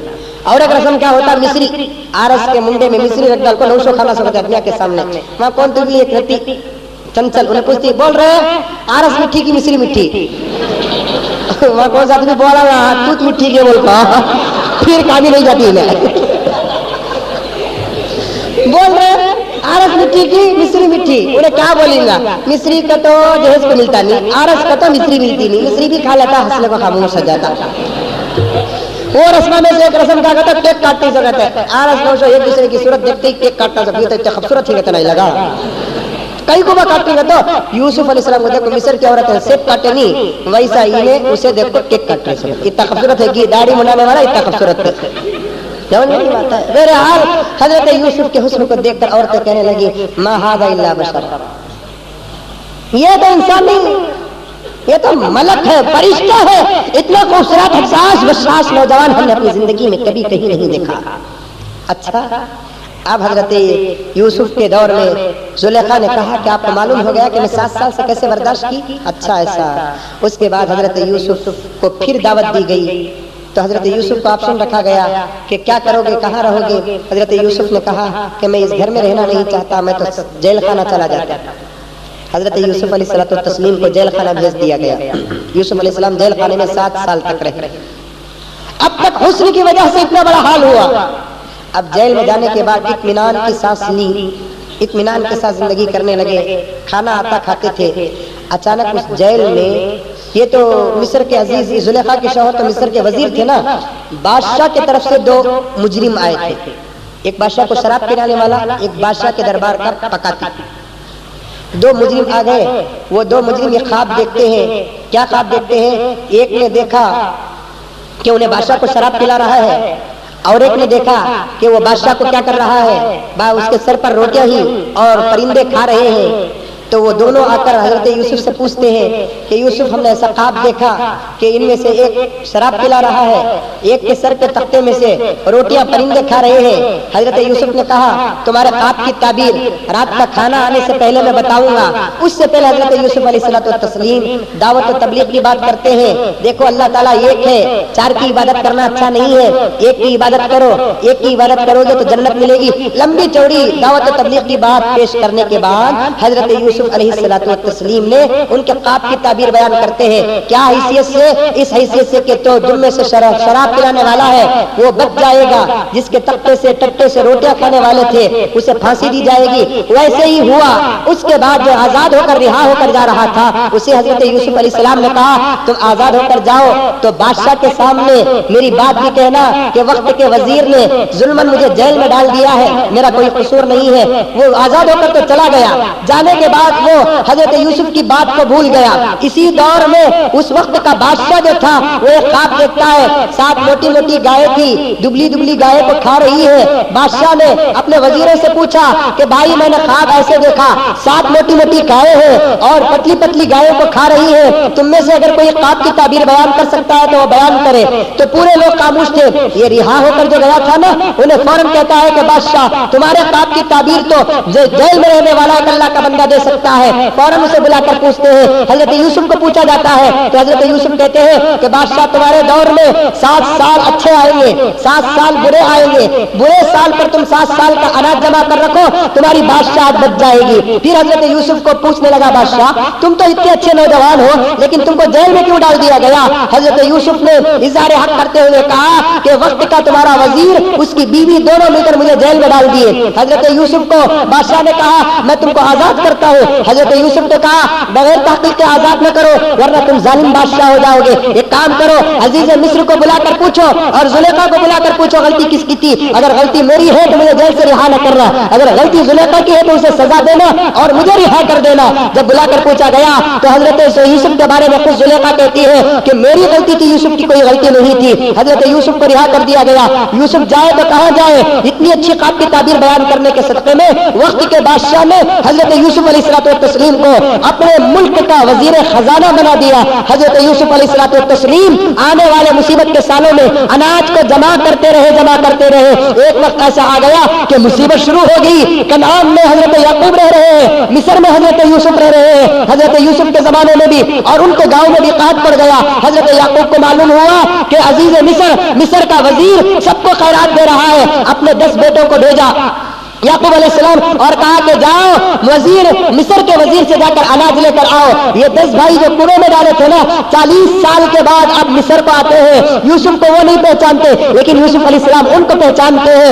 आकर हजरत यूसुफ से मिलते हैं। हजरत यूसुफ अलैहिस्सलाम ने उनको देखा तो शक्लों से पहचान लिया। अब कुछ भी राज को फाश नहीं किया और कुछ भी बदला नहीं लिया। अब तहकीक करने लगे कि तुम कहां से आए? वो कहने लगे हम कनान से आए। तुम्हारे अब्बा क्या करते? वो कहने लगे कि हमारा अब्बा पैगंबर है। तुम्हारे अब्बा को कितने बेटे? वो कहने लगे कि हमारे अब्बा को 12 बेटे हैं। अब तुम तो 10 हो ना। तो उनमें से एक भाई कहने लगा एक बेटा अब्बा के पास है, एक बेटा को भेड़िया खा लिया। सामने भी झूठ बोल रहे हैं। हजरत यूसुफ झूठ को सुना खामोशा और पूरा अनाज और पैसे देकर भेजे और कहने लगे नेक्स्ट मर्तबा आओ तो अपने छोटे भाई को भी लेकर आना। अब हजरत याकूब के 10 बेटे गए, अनाज लेकर गए। हजरत याकूब अलैहिस्सलाम को दिया। कहने लगे कि अब्बा मिस्र का वजीर तो बड़ा नेक आदमी है, अनाज भी दिया, पैसे भी दिया और कहा कि अब की मर्तबा अगर मैं हम छोटे भाई को लेकर गए तो और भी ज्यादा माल दिया जाएगा।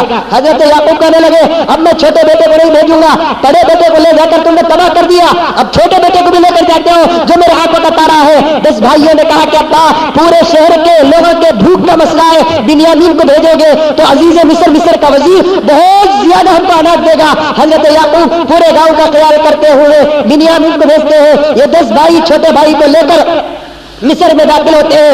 हजरत यूसुफ अलैहिस्सलाम ने अपने छोटे भाई को देखा, आंखों से आंसू जारी हो गए, आहिस्ता बोझ लिया और उसके बाद उनके रहने का इंतजाम किया और ये कहा कि एक कमरे में 2 आदमी रहेंगे और ऐसे रहेंगे जो दोनों आदमी भी आपस में भाई रहोगे और एक माह से पैदा हुए बेटे रहेंगे। अब ऐसा फैसला करने की वजह से 5 कमरों में 10 भाई दाखिल हो गए, लेकिन अकेले कमरे में बिन्यामीन रह गया और बिन्यामीन के साथ हजरत यूसुफ रह गए। हजरत यूसुफ बिन्यामीन के सामने गए और अपना पर्दा निकाला। हजरत बिन्यामीन ने यूसुफ को देखकर पहचान लिया और यूसुफ ने हजरत बिन्यामीन को देखकर पहचान लिया। हजरत यूसुफ ने कहा कि भाई इस राज को तुम भाइयों के सामने पेश न करना, तुम और मैं एक माँ के बेटे हो, मैंने बहाना कर तुमको बुलाया है, मैं किसी तरीके से तुमको यहाँ रुका लूंगा क्योंकि हमारे एक माँ के दूध की मोहब्बत है, इन 10 भाइयों को भेजूंगा। हजरत यूसुफ को बिन्यामीन कहते हैं भाईजान मैं जाना ही पड़ेगा, अगर मैं नहीं जाऊंगा तो हमारे अब्बा को तकलीफ होगी। हजरत याकूब यूसुफ ने कहा कि बेटे फिक्र न भाई फिक्र न कर, तुम्हारे अब्बा को बुलाने का इंतजाम करूंगा, तुम भाई के साथ जाओगे लेकिन तुमको रुका लिया जाएगा। वो कैसे? इस तरीके से जब अनाज देकर भेजने लगे हजरत यूसुफ बिन्यामीन की थैली में अपना एक सोने का लोटा डाल दिए। जब पूरा 10 भाइयों 11 भाइयों का काफिला निकला, हजरत यूसुफ ने ऐलान किया शाही महल का एक सोने का लोटा गुम हो गया है, तलाश करो इन 11 भाइयों को। तलाश करते हैं तो बिन्यामीन के थैले से वो सोने का लोटा निकला। वही शरीयत सामने आ गई, जो चोर अटकता है वो मालिक के पास अटक जाएगा। हजरत यूसुफ ने बिन्यामीन को पकड़ लिया। 10 भाई कहने लगे हमारा भाई चुराया है? हाँ चुराया है। अगर ये चुराया है तो इसका बड़ा भाई भी एक मर्तबा खाला का लोटा चुराया था। हजरत यूसुफ सुनकर बर्दाश्त कर रहे थे, वक्त आने पर सब बताया जाएगा। अब 10 भाइयों को भेजा और कहा कि जाओ तुम्हारे अब्बा को लेकर आओ। तफसीली वाकया है मेरे दोस्तों, फिर कभी जुमे के मौके पर करूंगा। 10 भाई जाते हैं, हजरत याकूब को लेकर आते हैं। हजरत याकूब और 10 भाई बिन्यामीन मिलकर हजरत यूसुफ के दरबार में जाते हैं। उस जमाने का कानून क्या था? बादशाहों के दरबार में सर झुकाकर जाना पड़ता था। जब बाप और 11 बेटे सर झुकाकर जा रहे थे तो उस वक्त हजरत यूसुफ ने कहा कि अब्बा मेरे बचपन के ख्वाब की ये ताबीर है। मैंने ख्वाब में क्या देखा था कि 11 तारे, एक चांद और एक सूरज मुझे सजदा कर रहा है। यह 11 भाई है और आप मेरी अम्मा को मैं देख रहा हूं कि वो आसमान से मेरा सजदा कर रही है। ये थी मेरे दोस्तों हजरत यूसुफ अलैहिस्सलाम की मुख्तसर सीरत। वैसे तो कुरान के अंदर तकरीबन आधे से ज्यादा पौने पारे के करीब हजरत यूसुफ अलैहिस्सलाम का मुकम्मल एक सूरे में उनकी तारीफ आई है। बहुत सारे नसीहतें भी आई है, तफसील के साथ कभी अर्ज किया जाएगा। वादे के मुआफिक दूसरी ताकरात हजरत यूसुफ की तारीख है, मुझे उम्मीद है कि आप लोग याद रखेंगे। और हजरत यूसुफ की तारीख में सबसे ज्यादा जिना से बचने का जो मसला आया है, हम अल्लाह ताला से हजरत यूसुफ का वास्ता देकर दुआ करते हैं कि अल्लाह हम में से हर एक को यूसुफ की ताकत और हिम्मत अता फरमा। अब एक बात बाकी रह गई, वार्स कर दो। हजरत यूसुफ को सब तो मिल गए लेकिन जुलेखा छूट गई। حضرت یوسف معلوم کرتے ہیں تو کیا کہ مصر کا وزیر مر گیا ہے۔